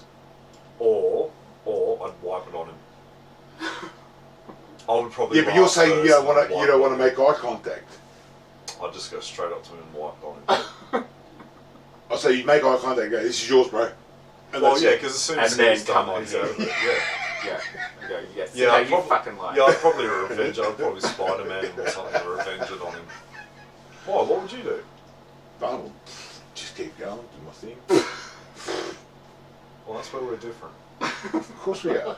We're like, have you ever seen something like this? Have you ever seen something like this? No, sir. I'd probably laugh, actually. That'd probably be my first thing, because sex is funny enough as it is. No, because I hate when people do the whole, oh my god, I fucking, yeah, it freaks me out and shit. But you get yourself in a situation. I mean, I've had that situation where it's like, well, whatever, bro. I mean, you're in that situation, so you've had a... Oh, if you're No, playing no, no, no, no, no, That's I'm not it. saying... I know, no, but You know, you're in that situation as in, you know, you're doing your three-way, Yeah. and I'm not going to sit there, it's like, you know, it's like you're doing your thing, and you sort of, oh, or whatever. It's like, I'm not going to sit there and go, oh, fuck it, mate, Jesus, I can't, what? You know, you're not going to freak out. I wouldn't freak out. No, I wouldn't freak out. But then why would the video freak you God, out? I'm really thinking of this. No, it wasn't. The video didn't freak me out. It was just more I wasn't expecting it. Yeah, I didn't expect there to be... No, when I mean close-up, I mean, like, the camera was, like, that way, and they're on the couch. And then she's like, oh my god, I'm coming. And then there was a cheeky look from her from behind. I was like, okay, this is working for me. And then it slid off her face over her shoulder, and it fucking zoomed in. And it just got to there. And that's all I could see of the dude. I was like, okay, that's a first. And then he went, artistic. and then he turned around and went, Hey, hey, an Jordy. art house film. Are you sure this wasn't on SBS? Turned around and goes, hey, Jordy, go for it. It's okay, Jordy. We've got the candles here. No, it wasn't. It wasn't that I was freaked out or disgusted or anything like that. It was just like, why? Like, why did they zoom in Yeah. on the dude? Why not? Why? Why not? It's not the question. It just took me by... Okay, it took me by surprise, and I didn't think I'd ever shoot a load while looking at another dude in the face.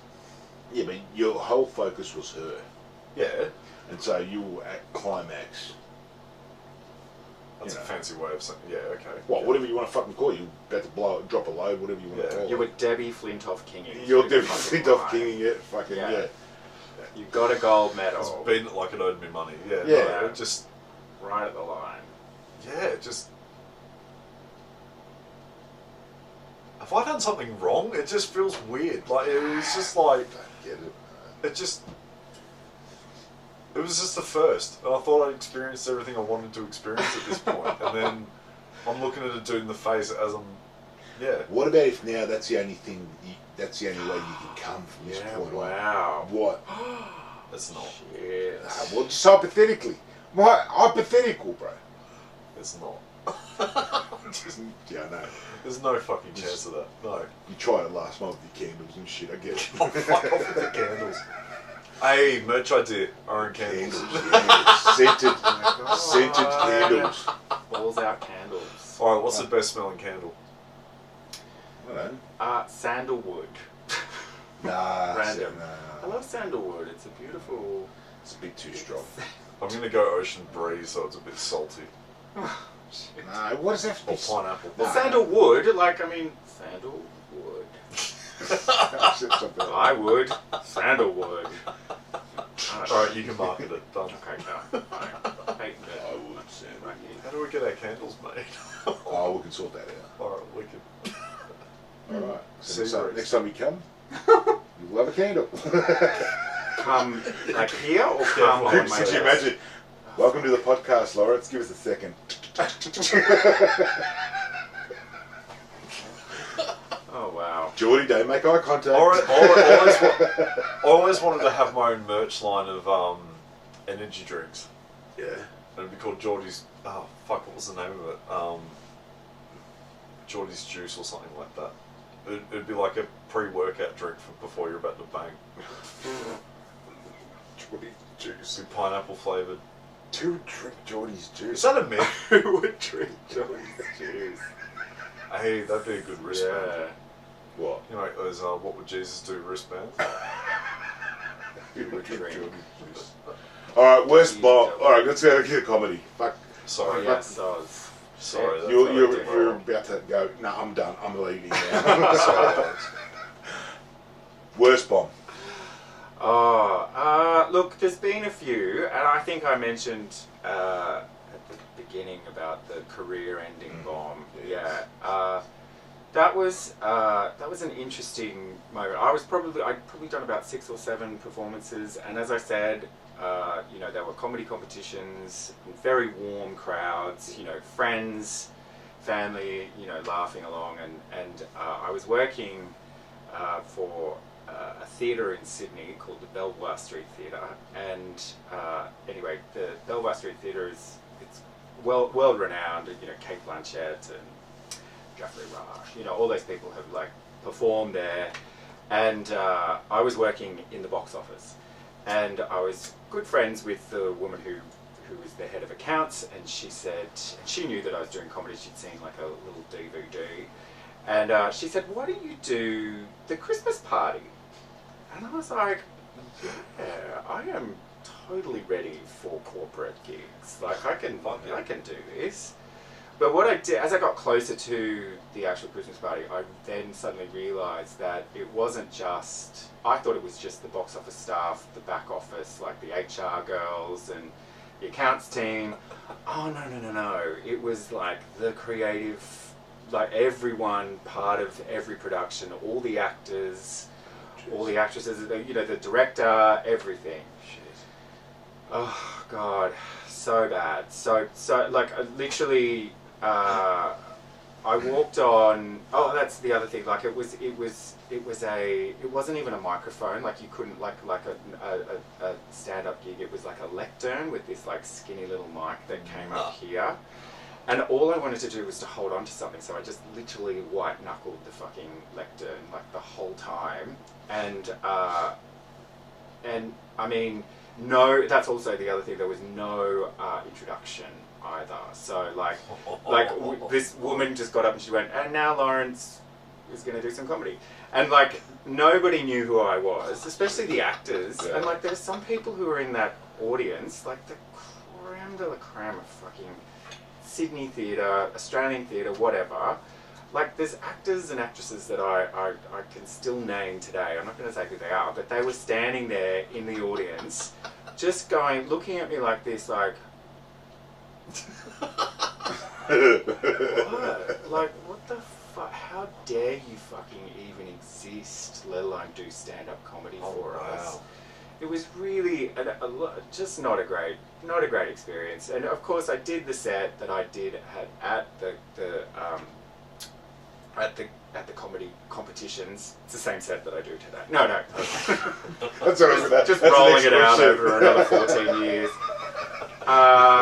So anyway, it went to minimal laughs, and there was one particular actress who was standing in front of me, and she kept turning and saying something to this other actor, and it just like this face that I can still remember. It was just burnt into my memory. I've got one of them. Of her just going. Sorry. Did the cameras in? Yours had candles involved. There's no candles here. So anyway, and I remember like, you know, finishing and then I kind of I walked through the crowd. Nobody made any eye contact with me. And this was a party that, you know, it was a Christmas party that I was supposed to be at. You're part of. I was part of. Yeah. But I remember just kind of going, I have to get out of here. And I walked out of the auditorium and I actually walked home. And I lived in, it was a fair walk, but I just couldn't, I had to just do something and walk and think about it. And on the way home I went, I'm never doing comedy again. That was a career ending. I mean, of course, you know, I came back to it a few years later, but you know, like that sort of, it was just so. Oh, I still, and I think about it, you know, almost on a daily basis. But when you went back to work, Oh, that was even the worst. Yeah. So because there were people in the box office who were actors as well, and you know, they'd heard about me doing comedy, and they knew that I'd won a comedy competition called Comedy on the Rocks, which was this comedy competition at the Roxbury in Glebe, and I remember walking in the first day after, which wasn't the next day, but it was the week after, and this one guy just, I said, "Oh, did you see me?" You know, like going, "Oh, did you see me? I fucked up really badly." Yeah. But he just went, "Yeah." And that was it. And I remember just wanting to fucking die. I was like, "Oh well, I'm never fucking doing that again." And then oddly enough, one of the actors actually came into the box office because he had, I don't know, some friends that he wanted to come and see a show. And he was actually a little bit nicer. He was like, "Oh, saw you, you know, it was good." And, you know, it was a bit of a weird crowd. I was like, "Oh yeah, it was a really weird crowd. Yeah, whatever." You know, it's like brutal. it was really brutal. And you know, I've talked about this to other people, and they were like, "God, if that had been just an introduction, just to say, this is Laurance. He's starting comedy. You all started somewhere as well, and like, you know, just let's give him a chance. He won this comedy competition. Blah blah blah. Yeah. He works in the box office. Blah. You know, not Laurance now wants to do some comedy." Like that was the way that introduction That was. sounds like you asked to do it. Oh yeah, totally. Like I was that's- like, that's "Excuse me, I think That's it's my wrong. turn." You know, That's not your bad. That's someone else's fuck up. That's it. yeah. I mean, look, that kind of, if that hadn't happened, who knows where I'd be now? Like, I don't know. This there's plush room that you're sitting in. Yeah. talking about. So yeah, there was another career ender was I went in another comedy competition when I was living in London called So You Think You're Funny, which is the ominous. And so there's that's actually the if you win Raw and you go through to Edinburgh, that's the comedy competition. So You Think You're Funny is what you end You go up to another going competition if you win. Yeah, I think so. I thought that was like you go to You Edinburgh. just can't escape the maze. You can perform in another comedy competition, and that's the one that's called So You Think You're Funny. So Okay. I went in it in London, and I got through to the semi-final, which I don't actually really understand why they did this, but they had the semi-final in Edinburgh as part of the Edinburgh Fringe Festival.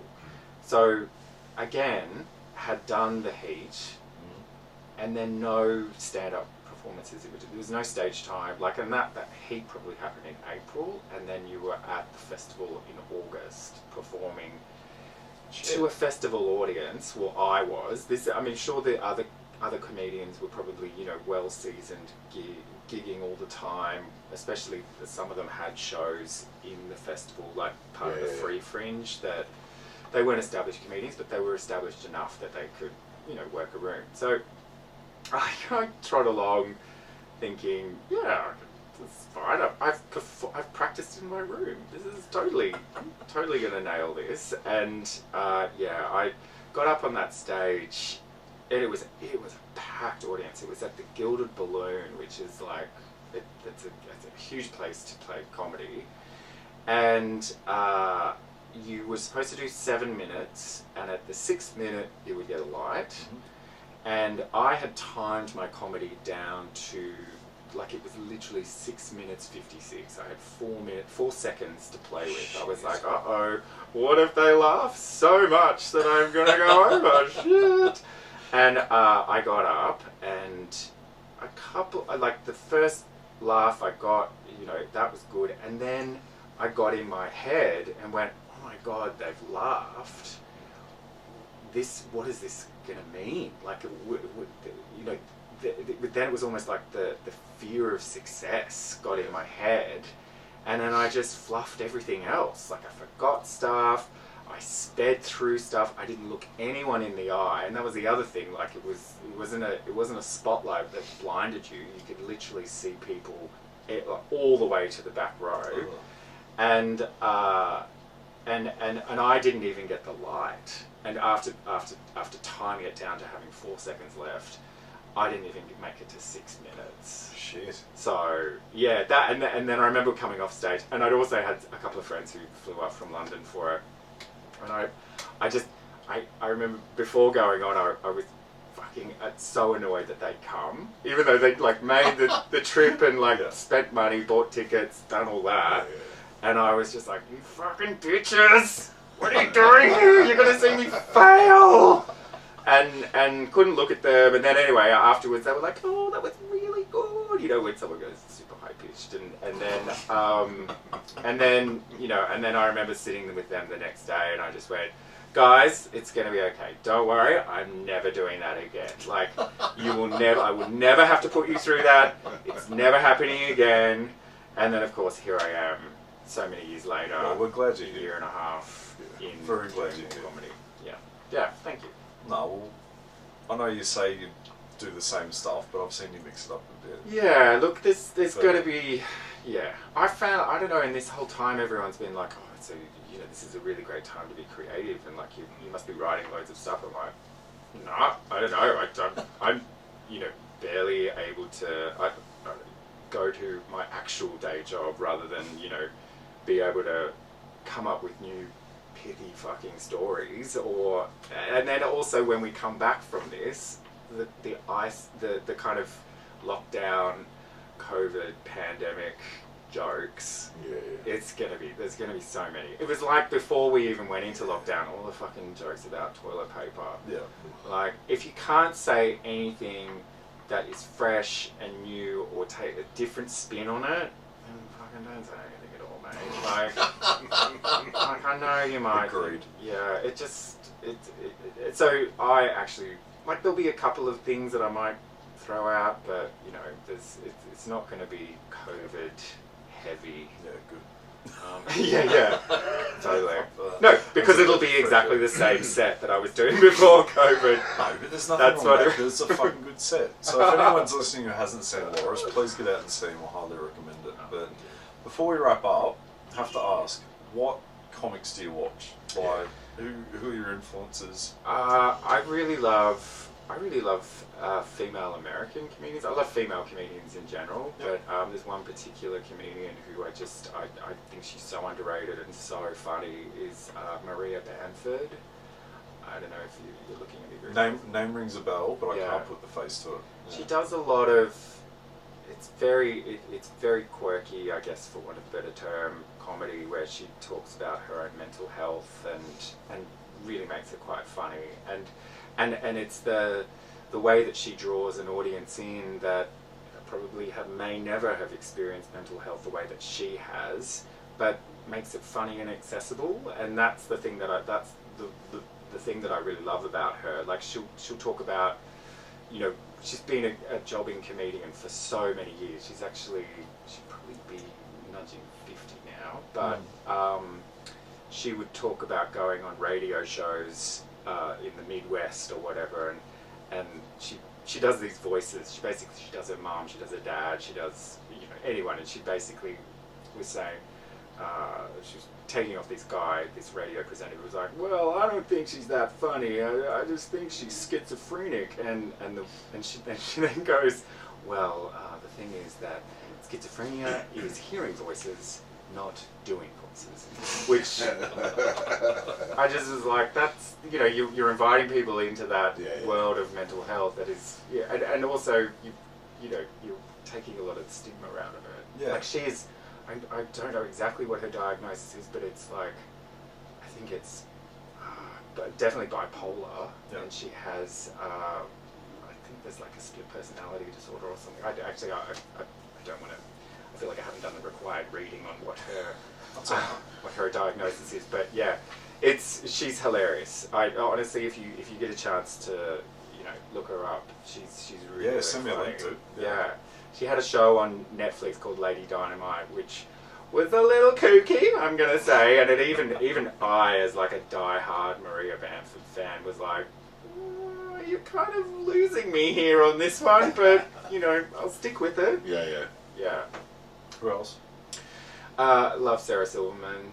I love Kathy Griffin. Always have loved Kathy Griffin. I actually really love Kathy Griffin but really didn't like her in the beginning, and then kind of her show, she did a reality TV show called My Life on the D List, and Did she? yeah, that's a good show. just really ramped up the fact that she's on the D list, and it just was so funny and real. And then like in the actual reality TV show of showing her during her day, there'd be like chunks of her stand-up specials, Okay. and just because she talks about celebrity and the way that you know, the stuff where she talks about meeting Whitney Houston and fucking hell, and like saying, you know, having this moment with Whitney and Whitney coming over to her and saying, "You're very funny," and like Kathy's like, "Oh, okay, yeah," and she's like, "Yeah, you're very funny," and then, you know, Kathy's having an out-of-body experience, and then Whitney goes, "Don't put me in your act," or "Don't say anything about me," and then she's like, "And I've been putting her in my act ever since." So like, I love that kind of like, you know, fuck you, I'm gonna say it. No, don't you dare censor me. Yeah. Whitney, may she rest, but you know. So yeah, so Kathy Griffin. Gosh, who else? There's a lot of Australian comedians that I'm really getting into and really loving being back in this country. I never know how to say it. The Australian Comedy Lockdown Festival, or whatever that was, on Stan.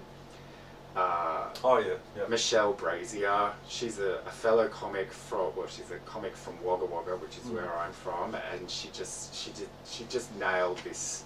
If you get a chance to see that, she's hilarious. Does this song about the fingering shed at Coringle High, and honestly, I was doubled over laughing at that.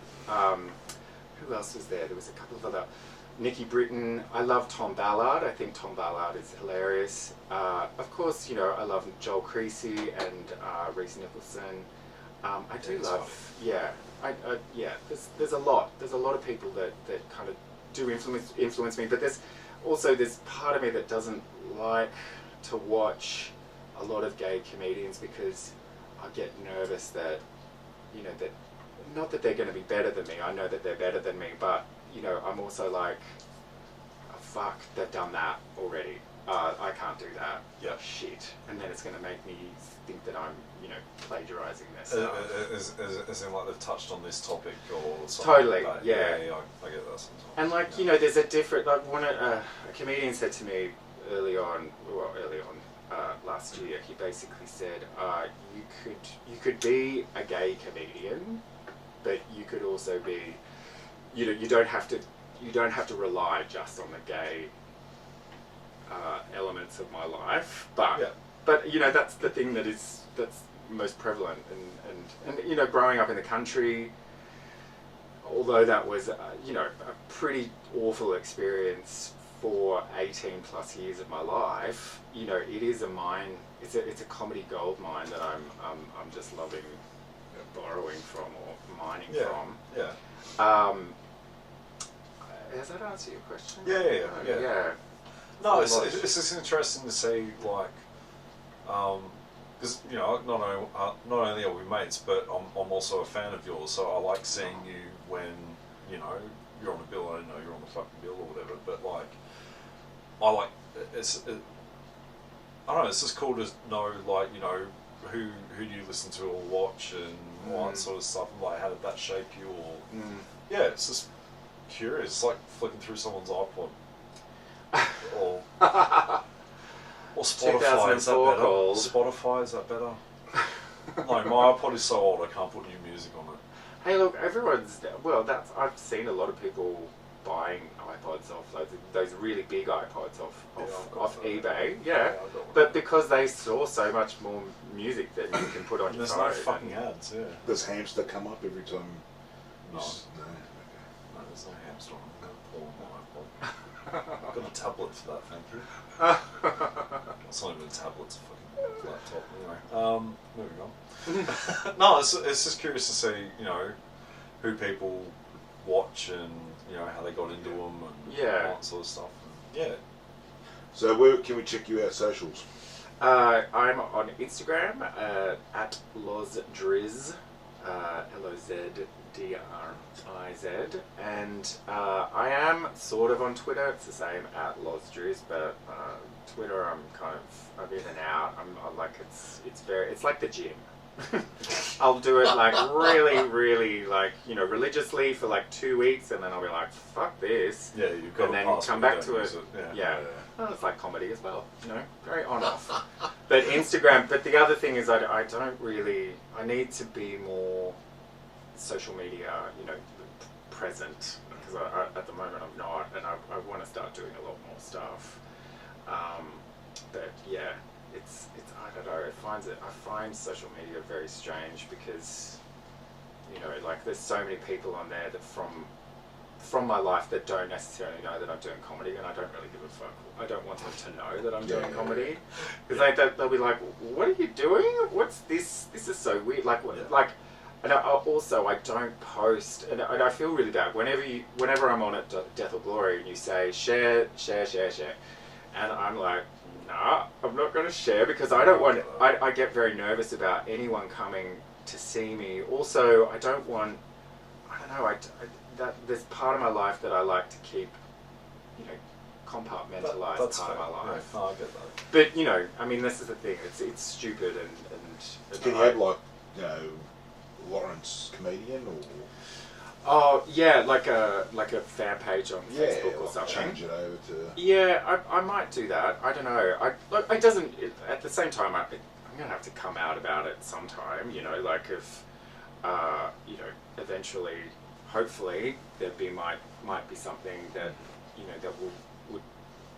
I want to be famous. We all do things differently. I get it. Yeah, absolutely. I was worried about my family coming in the first few months, and then they actually did come. I was like, oh, okay, well, that hurdle's done. Yeah. I mean, there's like the people have known, and my, especially my family, they're supportive, unless I, talk about them on stage. Sorry, but I think my brother really loves it when I talk about him on stage.